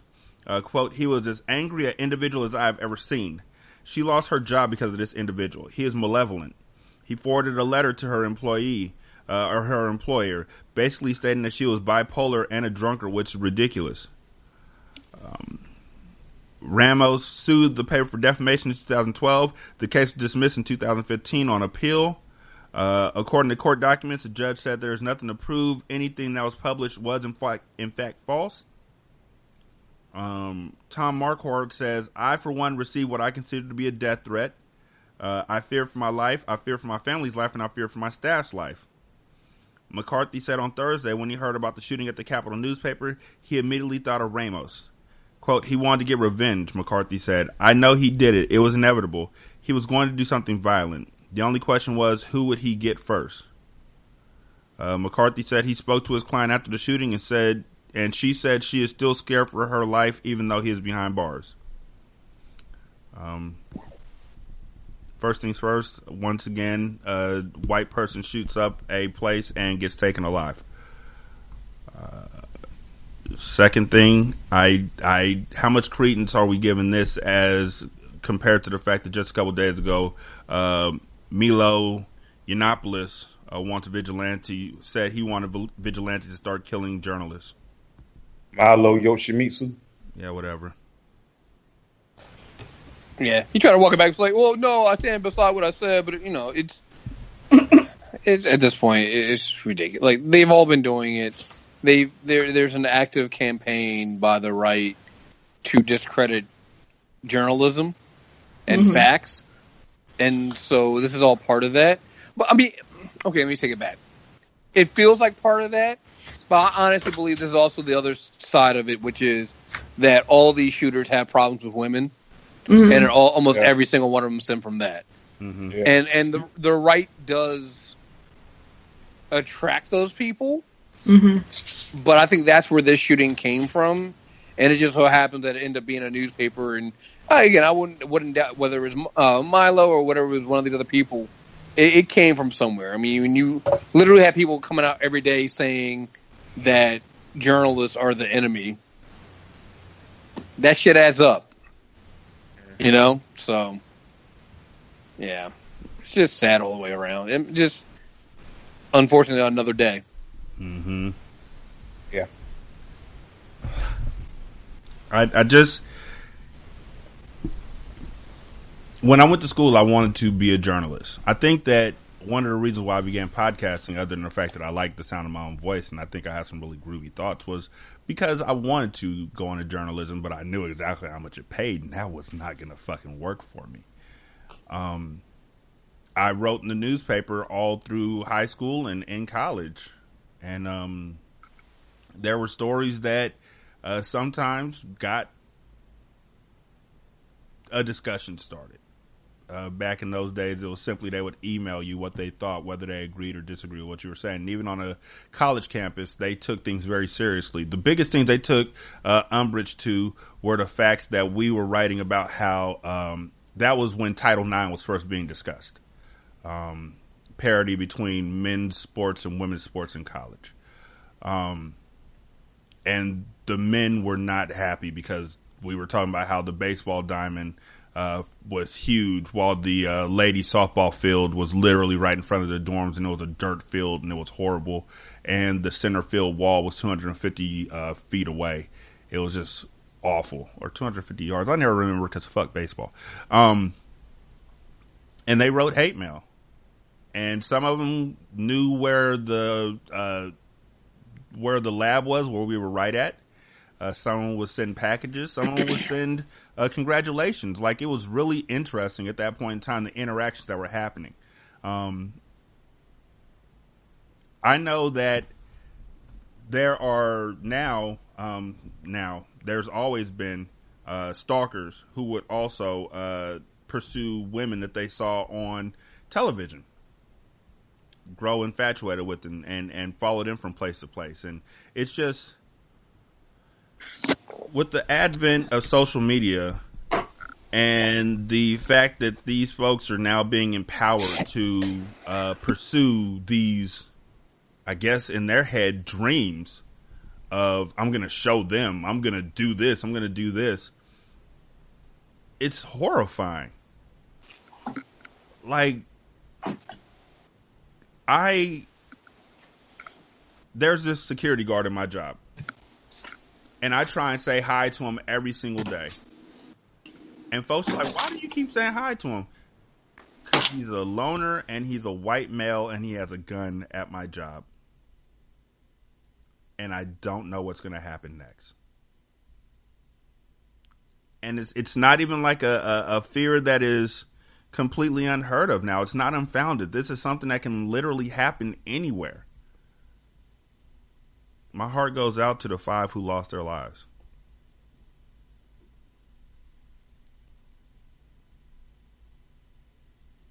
Dang, I didn't mean for a moment of silence to happen. Shante, you got any thoughts? No. No. Wait. I think I do understand you, I guess, speaking to the security guard. It's just that it sucks that we're, like, what it sounds like is kind of being kind to, as a protection for yourself, you know, and it sucks that kindness is that we're at a point now where people are being kind to people, not because they want to be kind, but because they're worried that they don't want to be the one, they don't want to be chosen. They don't want to, be the one that person remembers, and come when they finally decide to snap or whatever, that person comes and hurts them. They want to be the person who they skip over, I guess. And I think it was Billy Madison, where yeah, I was going to bring that up, the Adam Sandler movie, right? Yeah, go for it, Chris. Yeah, no, the Adam Sandler movie where, they're literally the guy literally that Billy was bullying. He literally finally comes back and says, "Hey man, I just want to say I'm sorry for everything I used to do as a kid." And the dude literally pulled out his list and scratches Billy's name off the list, basically going, "Oh, I don't have to kill him now." Mm-hmm. And it was funny back in the day, but nowadays you're like, "Oh no, that shit really happens here." The flip side of that though is also, it's now harder if you are a loner by choice. People won't leave you the fuck alone. Because now you want to be alone, and I just want to keep to my fucking self. Like, I'm that guy at work. I don't talk to my coworkers. I don't give a fuck about what you guys do outside of work. I'm just here to work, get paid, and go do what I want to do. You don't need to know what I'm doing. You don't need to know what I'm doing in my free time. You don't need to know what makes me happy, sad. Like, I don't care. I don't need to know you people like that. But then you get people always wanting to know because it's like, well, Chris is a loner, so you never know. Shit goes down. You become suspect number one. You're just like, no, I just keep to myself because I want to. It's not because I want to shoot you guys up. Matter of fact, me being alone is probably what keeps you from being able to do that. Right, but the hypervigilance affecting the wrong people. I just... Oh, go for it. I was going to say it because the problem is you can't plan for this. Right. There is nothing that says, will this person be that? Will this person that got rejected, how will they handle it? There isn't, unfortunately, just the way our society handles emotions and a little bit of mental health as well, but mostly just the way regular people handle or don't handle emotions and rejection and feeling sad and things like that. There's no way to tell who the next person who's finally going to go, oh, fuck it.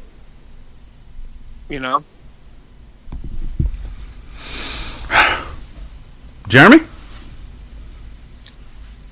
I have nothing to add.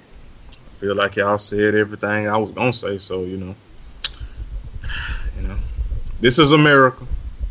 I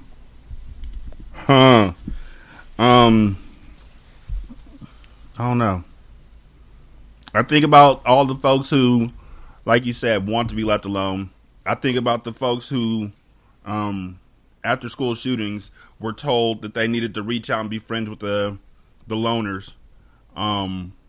That they needed to walk with the loners because, like, they were told, the kids were told this. And none of it matters. You know what I think about all the time? Because I saw it on a movie once. And again, the things that we see in movies when we were kids, other kids see that too. And then they grow up and they're like, you know what? I remember that. And it's a good fucking idea. There was a movie about a guy who was going to attempt suicide. And he was an airline pilot. So he crashed a fucking plane. I think about that when I get onto a plane. Like, my life is in somebody else's hands. And it freaks me out sometimes. But there's literally nothing, like you said, there's nothing you could do to plan for this or prep for this. And it's devastatingly scary that at any given moment, somebody could just show up and just, it's your time.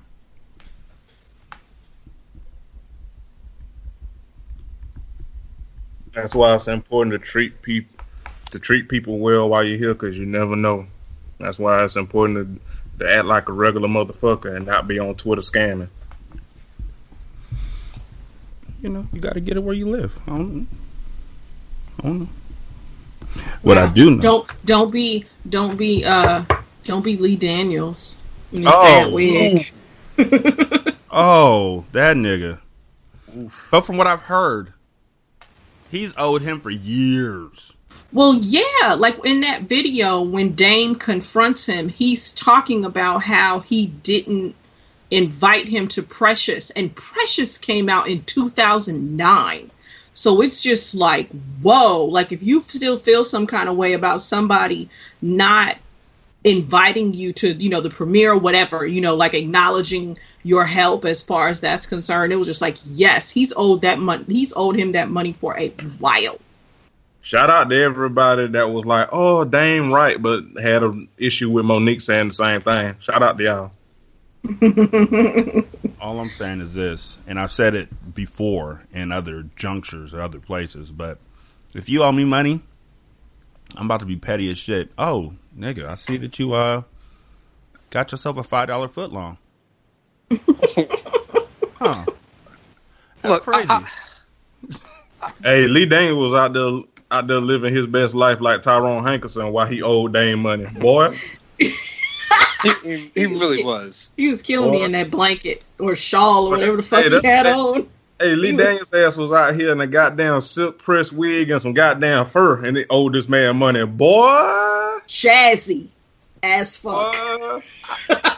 Lee Daniels was out here looking like the zesty cousin of James Brown on that man money. Boy. Audacity. I for the life of me don't understand. I'm sorry. I get the whole, hey, you gotta support your own, support people. I'm gonna support you. That's fine. I ain't supporting you with a fucking contract. I ain't loaning you $2 million just because we black and you want help. Okay, I'll loan you $2 million. Here's the contract. Here's when you're gonna pay me back. Here's here's what I get if you do well with the film. I'm gonna at least get to go to the premiere. Like, don't get me wrong. Lee Daniels was wrong.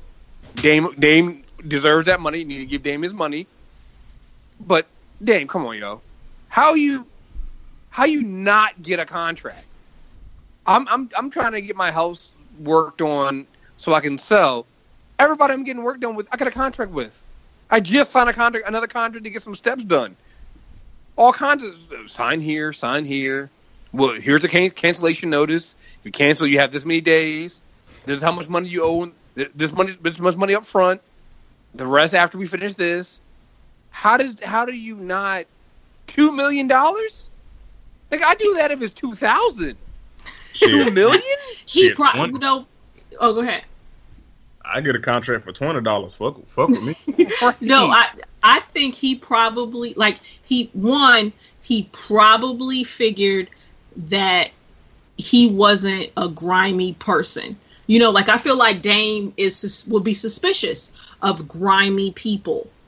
But he gave him the benefit of the doubt. Yes, I think he gave him the benefit of the doubt. It's like, here's Lee Daniels fucking with Oprah, fucking with all these different people. He can't possibly be shady. Like, what it reminds me of is especially because it's coming back on. It's the last season of Power, and Ghost got caught up. Ghost is trying to go legit or whatever, and he's with Lorenz Tate, the whole whatever alderman, whatever the fuck he is in the neighborhood thing, whatever political affiliation he has, and he's finding out that Lorenz Tate is fucking shady. Like, he's thinking he's moving towards something legit, and it's like, no, he's fucking shady. He got blindsided. Yeah. So that's like, I got a call. Well, not saying you're wrong on that one. You're right. I still blame Dame on that one, because the Lee Daniels of the world, they're the grimiest people. Like, those are the grimiest of grimy people. I will say this, Chris. One, I hear you, but I mean, first of all, Lee himself said, you saw on the damn video, that nigga said, you know what, I already know I'm wrong. So it's like, if a nigga already know he wrong, I ain't finna not say that he wrong. You know what I mean? So that's one part of it, right? But then the other part of it is, that's true. Dame, first of all, I see what you're saying. Being in the industry himself, Dame should have known, like, these are some of the grimiest of people. Like, even if they look good on paper, I mean, behind closed doors, you know what I mean? Like, you should keep your eye on the sparrow and shit. But you know what? I'm not gonna say that because that's shady as shit. But I would just say, as much as we've seen on social media these last few years of people being conned out of money, like regular working class people being conned out of money on Twitter, I wouldn't put it past somebody, even in Dame's position, to be like giving the wrong motherfucker the benefit of the doubt. Man, I put it this. You're right. I just say you give nobody the benefit of the doubt. This is why, like, it's always the people you think less. It's like, family and friends are the worst people to loan money to. Mm-hmm. Because they don't get they take advantage of that and stuff like that. They're the worst people to loan money to. Mm-hmm. And also people that are kind of already well to do, they're also the worst to give money to, because they're just cheap. What's That's that how line? that's how they get off to keep all their money because they don't pay nobody else fucking back. What's that line in on Soul Food? Fuck the family. The family fucked my husband. No, you know something else too though with Dame. He like because of who Dame is. Like Dame is not. Like Dame is obviously was a good businessman as far as everything was concerned. Like I feel like in certain circles, but he might have thought like this was the chance to put him in the larger circle of whatever, you know, he can get a name for himself with more people, with different kinds of people. And so he might have went against something, you know, any other time he might have said like, nah, you need a contract. He might have put, or he might have said, he might have rolled up on somebody. He might have had somebody roll up on Lee behind some money, you know, but it's just like the whole situation is just like he might have felt like he couldn't do it. Oh, I know exactly what went down. Because Dame kind of grimy himself. Right. And so it's like the scene we see in every movie where the hood nigga who's grimy to other people, like you said, decides he wants to go legit. Oh, I'm going to bring in some other, I'm going to get big now. I'm going to do movies now. Not bad movies. Nigga went to church, started wearing suits. Right. And I'm like, yo, but you just swimming in a different pool with bigger sharks now. Like, dude, of course, no, nothing's ever for free.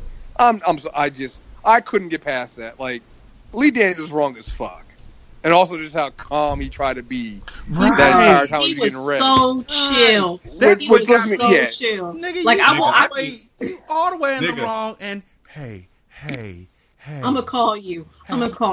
Not right. What's your number? Hey, that nigga was like Dame said, you're fucking my significant other. Hey. I'm gonna call you. Not right now. My wife there. My husband. That nigga was like not in front of company. Exactly. Well, definitely. What got me was what he said. He said to Dame, "I'll give you my number." So I'm like, "Wait a minute, Dame. You gave a nigga $2 million whose number you don't even have?" Well, he had it at probably first. Changed it. Yeah, I was like, he had it at some point, but he probably changed it. He was like, I'm fucking these niggas. How many years have you been chasing after? Like, it came all the way down to catching this nigga in church. How long have you been chasing after this nigga? Well, you know niggas who owe niggas money, you can't catch them motherfuckers, so I believe it. Oh, my goodness. Them motherfuckers, if a nigga, listen, a nigga owe you money, that motherfucker turn into Carmen Sandiego, so I believe it. Hey, I'm saying right now, if somebody owes me money, it's best if you just keep it like your granddaddy said and just make it a gift and not a loan, because them niggas will literally fake their own death just to get them to pay you. Right. You see them at the movie theater. Wait, how you get popcorn and I ain't got? Hey, brother, let me talk to you for a second, brother. So I'm sitting behind you because you got the VIP fucking seat and it costs $29. And I noticed you got popcorn. I could smell it hitting my nose, and I know popcorn costs here about $8.75. You owe me $54.21. Brother, can I get my money? Hey, you know what? I'm glad, and they always say it like this. I'm glad you saw me. I'm glad you reminded me, brother. I got you. Let me just get my stuff together, and I'm going to hit you up. So I can see why Dame had to go a little bit harder than he would. I can see why he had to go like he used to in State Property. He had to go State Property Dame on him and keep running up on him. Do you want to get down or lay down? Because Lee Daniels was going to fade into the mist once again and just be gone. And he wasn't going to be seen for another 5 movies. I also don't think we're doing enough justice by saying he owed him money.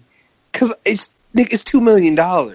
Yeah. That's not money. That's not, you owe me some money. No, nigga, you like owe me like a small city block. Yeah. Like, you owe me a mansion. Nigga, you owe me inheritance. Like, what? Right. Yeah. Right. And especially, like, and what I was thinking was, like, not that Dame doesn't have a lot of money, but I would think that $2 million to him means something different than somebody who has, like, $1 billion or something. It's just like, like I know, I wondered if it was like one of those, you know, we like what Rashani was saying, we got to help Black people out, we got to support and all this kind of stuff. Because I almost feel like Dame is that kind of person. You know, I feel like he came out like maybe it was like a Breakfast Club interview because like he was talking shit about people not having working 9 to 5s or something like that, like not being entrepreneurs. I feel like something like that happened a few years ago. So I feel like if Lee Daniels comes out to him and is like, you know, we got to support each other. You know, I'm trying to take care of myself and do like he appeals to that sense in Dame, and so Dame gives him the money. I feel like Jay-Z sitting in the background like, nigga, that's why you broke right now. I've been promising Memphis Bleak money for the past 15 years, nigga. You don't give them. You promise the money. I want to push pause real quick, because as we're recording, I'm scrolling on Twitter, and you ever seen somebody bloop someone or something so bad that it just jumps out at you? I have to share this on the podcast. I have to, because it's just, whew. And when I read it, y'all see why. Oof. Okay, so, as we all know, Terry Crews went to the, was it the Grand? He went to testify, right? I think it was the Senate. Yeah, Terry Crews went to go testify before the Senate, right? First of all, shout out to Terry Crews. That's number one. That's first and foremost. So Joe Biden's ass. Oh God. So Joe Biden's ass retweeted it and quoted it and said that we need more men like Terry Crews who will stand up and speak out. You're helping change the culture, Terry. It matters. Thank you. Help. That was Joe Biden, right? Help me, please. So somebody, and I'm going to say her name, hashtag say her name. If you ever happen to come across this podcast, shout out to you, ma'am, because this is just damn. But a Twitter user by the name of Goddess Crew quoted him and said, and I quote, "Motherfucker, when Anita Hill spoke up, you and a bunch of other male cowards made her have to defend herself like she was the accused." Woo! Point out the there line. You go. Woo! Talk about a blue. God damn. Woo! I have been. You are doing amazing, young lady. God damn. Today I have come across at least 4 people just making fun of Terry Crews. And it's all steeped in the mindset of toxic masculinity, and it's all one thing. I wouldn't let no dude sexually harass me. I wouldn't let nobody put their hands on me. I wouldn't let nobody assault me. I'd be going to jail for that. I'd be fighting. I'd be dying. You ain't just gonna let me get assaulted like that, and then you want me to come back and sue some man for sexual harassment. That's not how this works. You know what, people? That's exactly how this works. Doesn't matter who it is. When you get attacked, first of all, you are almost you're stunned that it's happening. Second thing is, if the person who did it to you is in a place of power, nobody wants to hear you talk about it. And it's not something that, you know, oh, I'm just gonna keep this to myself because I'm ashamed that I didn't throw hands on him. I'm telling everybody, but nobody wants to believe me because I'm a guy. I'm Terry Crews. I'm big fucking Terry. But then also, this man who attacked him, who assaulted him, is a person who is in a definite place of power in Hollywood circles. And so everybody wanted to cover their ears. It's been happening for years. So for all these folks to see Terry Crews come out here and all of a sudden he's a lesser man because he is standing up for himself, or he's a lesser man for going to the Senate and discussing it. Y'all got I would just like to say, shout out to all the niggas who love to wax poetic about how black men are categorized as hyperviolent and categorized as, big scary black man, and how that trope is harmful, and it has gotten a lot of black men killed, or other various harmful things done to them in this country because of racism, which is true. But then turn around and use that same logic to then shit on Terry Crews for coming out and defending himself and doing the work that he's doing. But these are the same dudes who sit there and say, yeah, so what? I would have gotten fired. I would have done this. I would have done that. Motherfucker, you the one that fucked up the fries at the McDonald's, get yelled at by your manager, and you don't say fucking shit. Mm-hmm. You ain't losing that job. You ain't losing the minimum wage job over that. You're gonna be in this high position and then come on, no. We all code switch at work. We all put up with bullshit from coworkers and do that shit. Motherfuckers are just sitting here, like playing for the timeline, trying to make it seem like they're big and bad when we all know you're not. You're not that guy. You're not putting yourself and your family on the line of going to jail, because you will go to jail as a black man attacking. Because, as a matter of fact, somebody actually went out of the found that story about the black guy, the gay black man that went to jail for after he and the way the story was framed is that that this black man beat up 2 gay men. But then and he went to jail for 8 years. But when the real story came out, you find out that this guy, the black man, was also gay. He was actually a counselor for men, gay men with AIDS, something like that. And those 2 white men had accosted him, and he had responded. So you know that there's a good chance that you, as a black man, if you react violently that way, you are going to be in trouble. It's like, when you see, like, these dudes sit there and say, "Oh, I would have done that." Well, replace it with a cop. Were you gonna square up on a cop? A cop does that shit to you? No, you're not, because you're gonna be pissing your pants because you're afraid you're gonna be shot to death. It's the same thing. Like, you're not. It's just they're full of shit. Mm-hmm. Folks love to jump bad in storylines. Mm-hmm. Let an active shooter come into my job, I would fucking jump on him and beat him up while everybody else ran to safety. Let me find out my girl is cheating on me, I would do this, that, and the third. Let my boss come up to me and ask me to do overtime, I'm going to say, fuck you, Bob, because I'm not staying for nobody. Let me have been a slave, I wouldn't have been a slave. Let me tell you what to do in these situations. Real talk. We're all discussing. Every time I hear somebody discuss what they would do in a situation, I know they've never been in a situation. Mm-hmm. Every time. Because when you're in the situation, here's what you do. You fucking take it. Everybody got a plan until they get punched in the mouth. Exactly. Mm-hmm. Most people have never been punched in the face. Mm-mm. Nope. Because some people look like they've been punched in the face, but that's another conversation. The first time you get punched in the face, you make a decision real quick. Which one you gonna do? You gonna fight back or you gonna fall out?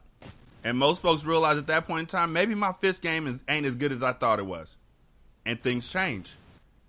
As somebody who has trained and trained and actually coached fighters before, it's funny. It used to be fun to me when I get a new guy walking into the gym. They were the fucking worst. Mm. Every guy thinks they can fight. Every guy thinks they know how to punch. Every guy thinks they know how to punch. They can take a punch. Then they take a punch, and all of a sudden they don't want to take a punch no more. Because it's different when you play too much. It's different when you get punched in the face. It just is. It's different when you get punched in the face. And most people are not built for that. No, most people is not. A Kimbo Slice. You're not. And there's nothing wrong with that. There really isn't. Nigga, I trained, I did 2 fights, got punched in the face. That shit wasn't fun. And I realized quickly that, I'm just amateur. I'm never doing this for real life. I watch fights all the time going, these niggas is crazy. They do this for a life? You just sit there and, it's entertaining, but I ain't doing that shit. Mm-mm. Some people talk about square, and then on top of that, then you add in the idea of, ruining my job. Oh, no, I got way more. I'm sorry. there's two kinds of people that say that kind of shit. There's the people that ain't never been in that situation before, and then the niggas that don't got nothing to lose. Sure. Like, if you ain't got nothing to lose, then yeah, sure, fuck it. I made that calculation sometimes before, too, when I'm just like, oh, you know what? I'm going to go ahead and go for big air because, fuck it, I don't care about this. If I burn the bridge, I burn the bridge. Fuck it. And there's nothing wrong with that. But most people, you know, same in the same day they're tweeting, oh, I would have done this, I would have done this. They're also complaining about how broke they are and how they need to find a job. Or while they're complaining about or while they're saying I would have done this or I would have done this, they're mumbling over their breath, under their breath, because their boss tells them, "Hey, I need you to come back from lunch 30 minutes early because we have a meeting." Right. Y'all ain't. I don't respect the decisions of people who live in fancy. Anybody who can't actually tell me, you know what, honestly, I don't know what I would do in this situation. I'm just gonna look at you like, cool story, bro. Cool story, sis. I don't hear you. And so when y'all are out there mocking somebody who actually has gone through this, when y'all are out there mocking women who have gone through this, it really does not make you. I don't know what you think is going to make you look like. Like, nah, they don't think it's going to make them look ugly. I don't know what they think, but they're. Well, they don't think that's the problem. I'm just saying that they ugly. Here's a direct quote from Terry Crews. "Why didn't you say something?" "I did." "Why didn't you push him off?" "I did." "Why didn't you cuss him out?" "I did." "Why didn't you tell the police?" "I did." "Why didn't you press charges?" "I did." "Why did you just let it happen?" "I didn't." "Well, why didn't you beat him up?" Sigh. Yeah, I mean, at that point, like, you beat him up after you done already stopped it, because then that turns into you assaulting them. Mm-hmm. And then that, right? And it's just like, it doesn't make any sense. Like, yeah, people don't understand.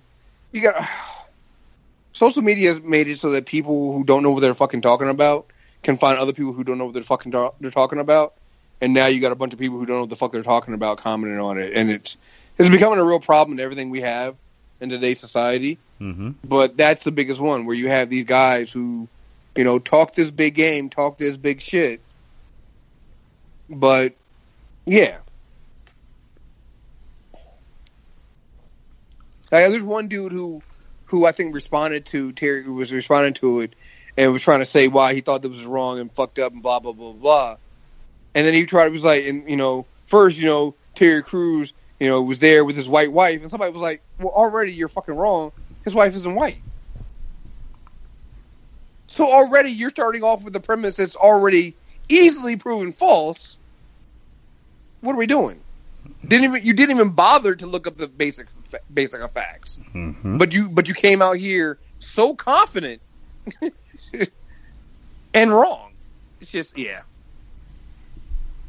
9 times out of 10, niggas don't know, or folks literally don't know what the fuck they talking about. I would have done that differently. You've never even done it before. What are you talking about? Oh, you know, you need to let that baby cry. You don't have kids. Oh, I would have fought. You've never been in a fight in your life. All y'all talk tough. I literally just want once for these folks to say, I don't know what I would have done. Because that's the honest way to put it. Until your foot is to the fire, you don't know if you're going to run or if you're going to burn. Oh, man. Like, you know what this really makes me think about? All of the folks when Michael Brown was killed, who were saying burn Ferguson down. They were adamant that was the best way to get their point across, was to riot. We have to show them strength. We have to show them that we're not scared, that we're not going to put up with this. And I was like, cool, I'm with it. I can't go out there, but cool, I'm with it. And then Freddie Gray died in Baltimore, and all of a sudden the same folks who were talking that burn Ferguson down, who lived in Baltimore, were like, wait, can't we discuss this? Let's have peace. Well, the opportunity for you to burn this motherfucker down, like you were saying when it was in Ferguson, is right here in front of you. Burn it down. No, we need that CVS. You could say a lot of things, but until it's actually in front of you, you haven't told me nothing. I am much more willing to listen to the people who have actually experienced it. Whether it was good or bad, whether what they did was honorable or not, I respect them for what they went through. And if you're standing on the sideline talking about what you would have done, you are nothing more than an armchair quarterback, and you need to get out of my face. Because somebody knows. It reminds me of that quote from The Dark Knight, where Joker is talking to other police and try to get a rise out of him. And he basically tells him, it's like, I spent a lot of time with your coworkers with, I got to know them really personally well, even more than you did. You want to know which ones of them were cowards? Because you don't know. You don't know. Nobody knows, right? You don't know what you're going to fucking do in that situation. And honestly, all these people talking tough, you're more likely going to cry and curl up into a ball. Like the active shooter situation, I have no idea how I'm going to act in that. I've never been there. My first instinct is probably going to be run. I don't have a gun. I'm not doing that. Like, no. I don't want any of that. I don't want any of that shit. Shit, I don't even want to be the nigga who has to stay behind when they have a fire drill at my office because I got to escort everybody out and make sure everybody get out safely. Why I got to stay? Remember Parkland when people was like that cop, the older security guard or a resource officer, and he didn't go in, and people were like, "Oh, this coward! He could have stopped it." I'm like, yo, the Parkland shooter had an AR-15. The security guard had a 9mm. Nigga, I ain't going in there either. Yeah, he did a normal human response to protect himself. That yes, definitely. And people will say, "Oh, well, you're trained." No, you're not. No, the cops today are not trained to do that. Like, let's be honest here. They're not trained for that. They're not trained for this was a older security guard. Look, he was a little bit out of shape, who had the cushy job of sitting outside of a fucking high school. I'm sorry, even with the school shooting that happened today, that's a cushy job. Nobody expects to actually. He never expected to have to pull his gun out and use it on somebody. No, and then to go into a situation like that with AR-15, you as a cop don't know how many people are in there, how many shooters there are, if they have hostages. You're not trained for that shit. And they got mad at him because they were like, "Oh no, he was a coward. You should have done this." It's like, no, because here's the thing: I'd rather him, if he knows he's not prepared for that, I'd rather him not go in there and cause even more of a problem. So the last thing I need is, we've seen what happens with scary ass cops who fear for their lives end up shooting innocent people. So no, I'm glad he stayed out. Matter of fact, he saved lives by not going in. Because I'm sure he would have aimed at a black person. Right. He doesn't know. He doesn't have the facts. No. Yeah. He's not trained for that. Stay outside, do what you can to contain the situation outside, and wait for the experts and wait for the people that are actually trained to go in. Wait for some backup. That's smart. I'm sorry.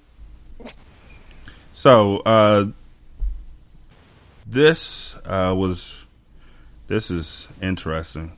Whenever there's news of a mass shooting, many are quick to blame mental illness. This talking point became so pervasive that even the president started echoing it. The data that people with mental illnesses are far more likely to be the victims of violence than the perpetrators have been around for a while, but that hasn't stopped conservatives from ignoring that.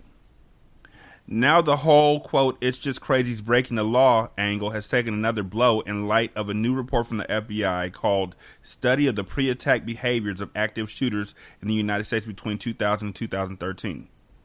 The 30-page report dives into pre-shooting behaviors, which found that most shooters don't, in fact, have mental illness.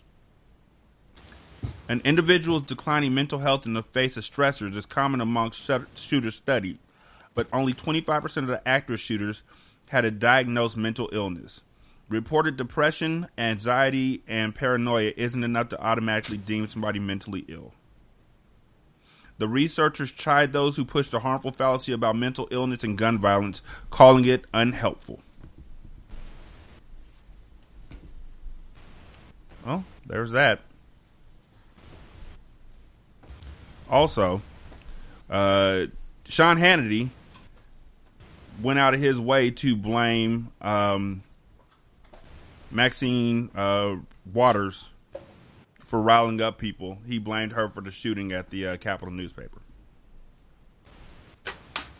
Really, Maxine, he says, you want people to create, quote, call your friends, get in their faces. And Obama said that too. Get in their faces, call them out, call your friends, get protesters, follow them into restaurants and shopping malls, and whatever else she said. At that moment, Hannity did something that Trump has also done, and that is falsely accuse Waters of inciting violence simply because she encouraged people to confront Trump administration officials about their politics and policies. We all know Waters was referring to a verbal confrontation, as is their way, the other side spins that into something more sinister to make it look bad to their base. Donald Trump said, Congressman Maxine Waters, an extraordinarily low IQ person, has become, together with Nancy Pelosi, the face of the Democrat Party. She has just called for harm to supporters, of which there are many, of the Make America Great Again movement. Be careful what you wish for, Max. That is disturbing and disrespectful on so many levels. As a result, Maxine Waters says that she is facing increased death threats. She said in a statement on Thursday that she has seen an increase in the number of threats made against her ever since she encouraged people to openly confront members of Donald Trump's cabinet in public spaces. As a result, she has had to cancel some public appearances. CNN said the Congresswoman canceled 2 upcoming events in Texas and Alabama this weekend after receiving threatening messages and hostile mail at her office, including one very serious threat on Monday from an individual in Texas. Waters said in a statement, as the president has continued to lie and falsely claim that I encourage people to assault his supporters while also offering a veiled threat that I should, quote, be careful, even more individuals leaving threatening messages and sending hostile mail to my office. There was one very serious death threat made against me on Monday from an individual in Texas, which is why my planned speaking engagements in Texas and Alabama were canceled this weekend. This is just one in several very serious threats the United States Capitol Police are investigating, in which individuals threaten to shoot, lynch, or cause me serious bodily harm. This is America.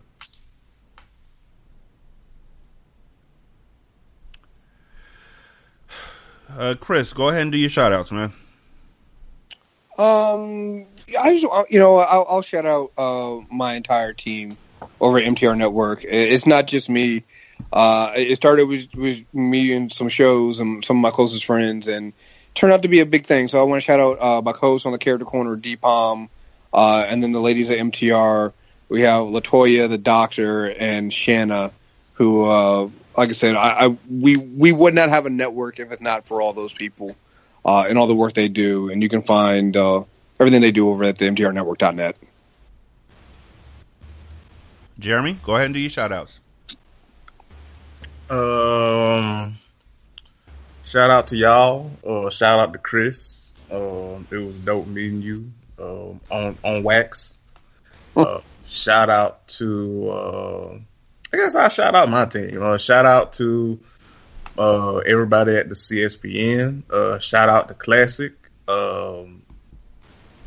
Shout out to him for all that he's done, and shout out to him for having faith in my country as to take over. Well, partly take over after he stepped down. Because woof, good luck everybody. Shout out to my friends and co-hosts Curtis and Candace and Bianca. Shout out to black women. Yeah, that's about all I got. And shout out to my first love, Bojangles, for y'all biscuits. What about them mashed potatoes, nigga? You shooting up the club? I just might. Shante, go for it. Yeah, just a shout out to all our friends and listeners that take time to listen to us, giggle and yell and ramble on every week. We love you. Yeah, at me or dap me. I'm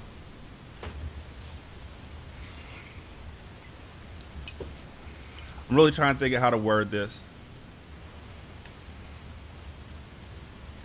You don't have to make a name for yourselves. Let other people make a name for you.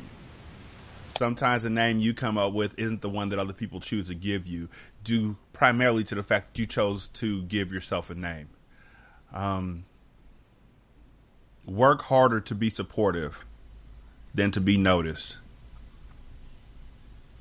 And eventually, you may come ahead. If you need us, we are here for you. I know that people are going through some very dark periods in their lives at any given moment.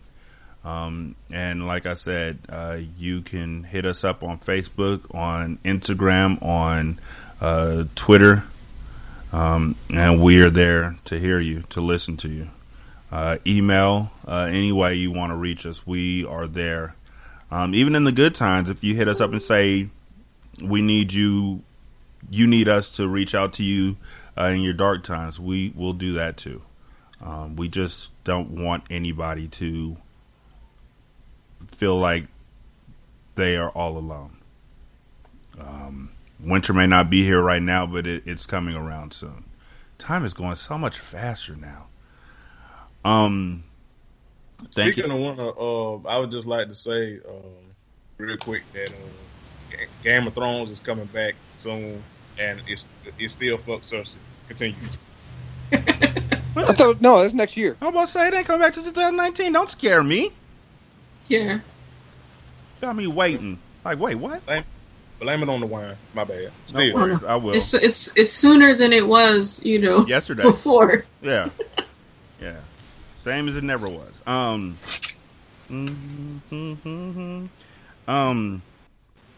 Oh, and the last thing I want to say is Drake's new album came out.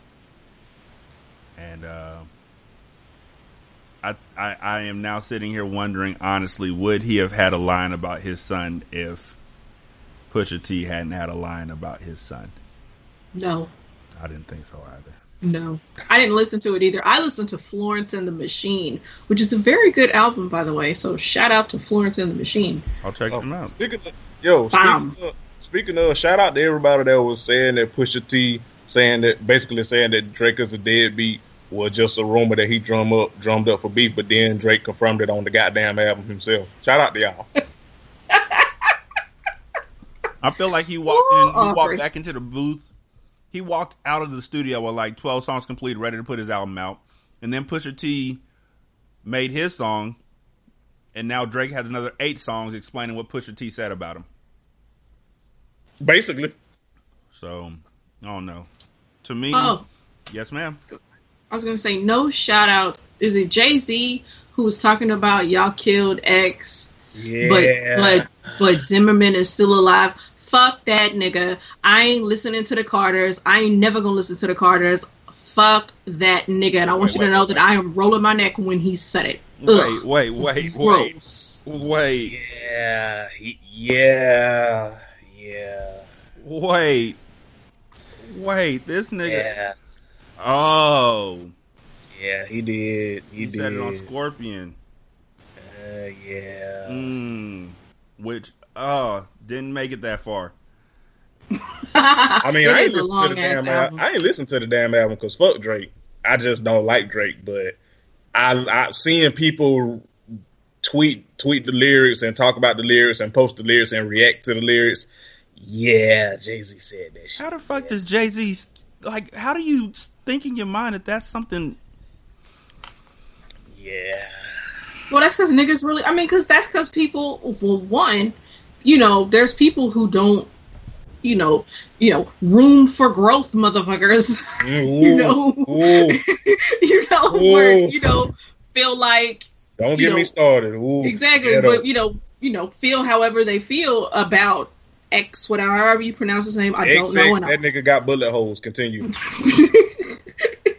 I see it. But yeah, you got those people who think that. So then it's like, oh, y'all can kill him, but you ain't gonna kill Zimmerman. It's like, nigga, you got money, put a hit out, nigga. Right. You can make more moves than any of a regular motherfucker could make. Like if it's on your heart, do something. But just Man, I thought, and all this time, here's the thing that we know about Jay-Z. That nigga's extremely calculated with his verses. He put some thought into this line.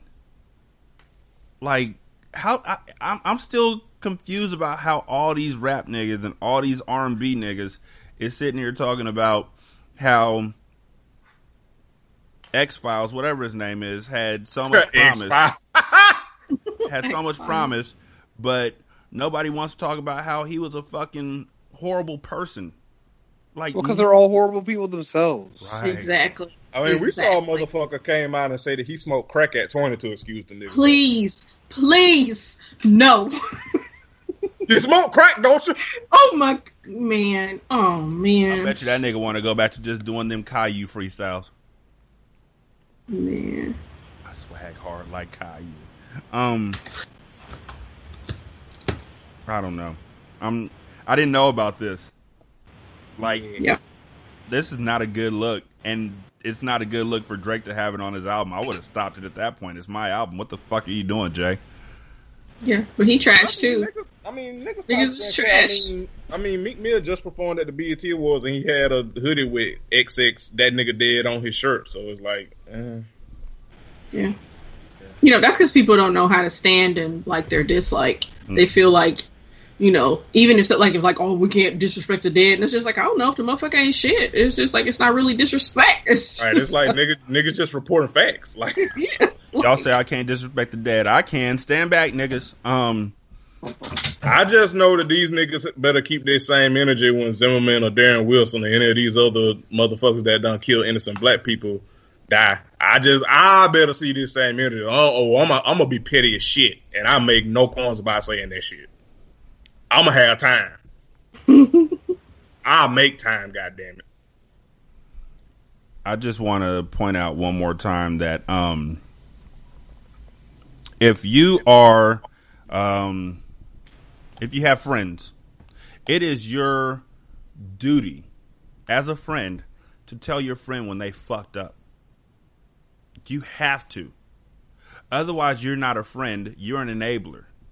Mm-hmm. And you can't say shit when people are holding the motherfuckers accountable. And there's no growth in enablers. You can't just sit back and say, okay, this person did this horrible thing, but they're my friend, so I'm just going to let it skip on past me. You got to call them out. That's the only way. Sometimes the only way people get reached is if their friends tell them, yo, dude, let's go get something to eat real quick. I got to talk to you. Real talk. Dude, you fucked that up. How are you going to fix it? What are we going to do? Sometimes it doesn't work. Sometimes it does work. But you have to make the effort in order for it to work at all. And for Drake to let this be on his album makes him seem even shittier. Drake has always seemed like the nigga who puts out Drake seems like the hashtag nice guy who's really not a nice guy. I mean, it ain't no seem like it. That's basically all his goddamn music. Yeah, his entire career, his entire post Young Money career can be summed up in Hotline Bling. Mm-hmm. Good guy, faulty. Shout out to Hip Hop Is for Lovers. But yeah, he is good guy, faulty. Mm-hmm. He's benevolent sexism. Ever since I left the city, nigga, she left the city. Like, what the fuck are you mad at? Like, what are you doing? It's true. Like you said, like if you really sit and listen to those songs, he's a damn mess. And I say that as like a former, stan, that I know I was listening. I knew that I was listening to some mess. Like there's no way that a dude doing this shit for real, it should not be okay. Drake made music for niggas that's always going, wow. Yeah. Lying ass niggas. Last heartbreaking statement, and then we up and out. Laura Barrera, Esquire, tweeted this earlier today. My 5-year-old client can't tell me what country she's from. We prepare her case by drawing pictures with crayons of the gang members that will wait outside of her school. Sometimes she wants to draw ice cream cones and hearts instead. She is in deportation proceedings alone. They recently stated that toddlers can defend or don't need help in court. Yeah, they're gonna end up, some of these kids not going back to their parents. I mean, we're going to have to deal with that. I mean, that's just going to be a reality when they did this, because this administration does not think. Well, I mean, to be perfectly honest, none of the Republican administrations ever think things through, especially when it comes to marginalized communities. They just do it, and then they then they have somebody else clean it up later on. It becomes such a fucking mess. Like, the next Democrat that comes in is going to spend so much time cleaning up this mess. People are going to get mad because they're not progressive enough or doing enough progressive things, because they're not going to have enough time. It's just, I've been trying to tell people, it's like, I've been here before. We did this with Trump. We did this with Bush. We went through this with Bush. I think people have forgotten those 8 years, but we've done this before. They weren't old enough to remember. I think that's true. Some people aren't. And some people just didn't pay attention. Mm-hmm. A lot of people think that Bush's whole legacy is 9/11. Yep. That's it. Yeah. This world, this country. It's only the first year, y'all. We still haven't finished the first year. That's the ghetto. Fuck. This single simulcast, episode 305. Y'all be good. We out. Peace. Peace. This is Single Simulcast. Don't know by now that you slip.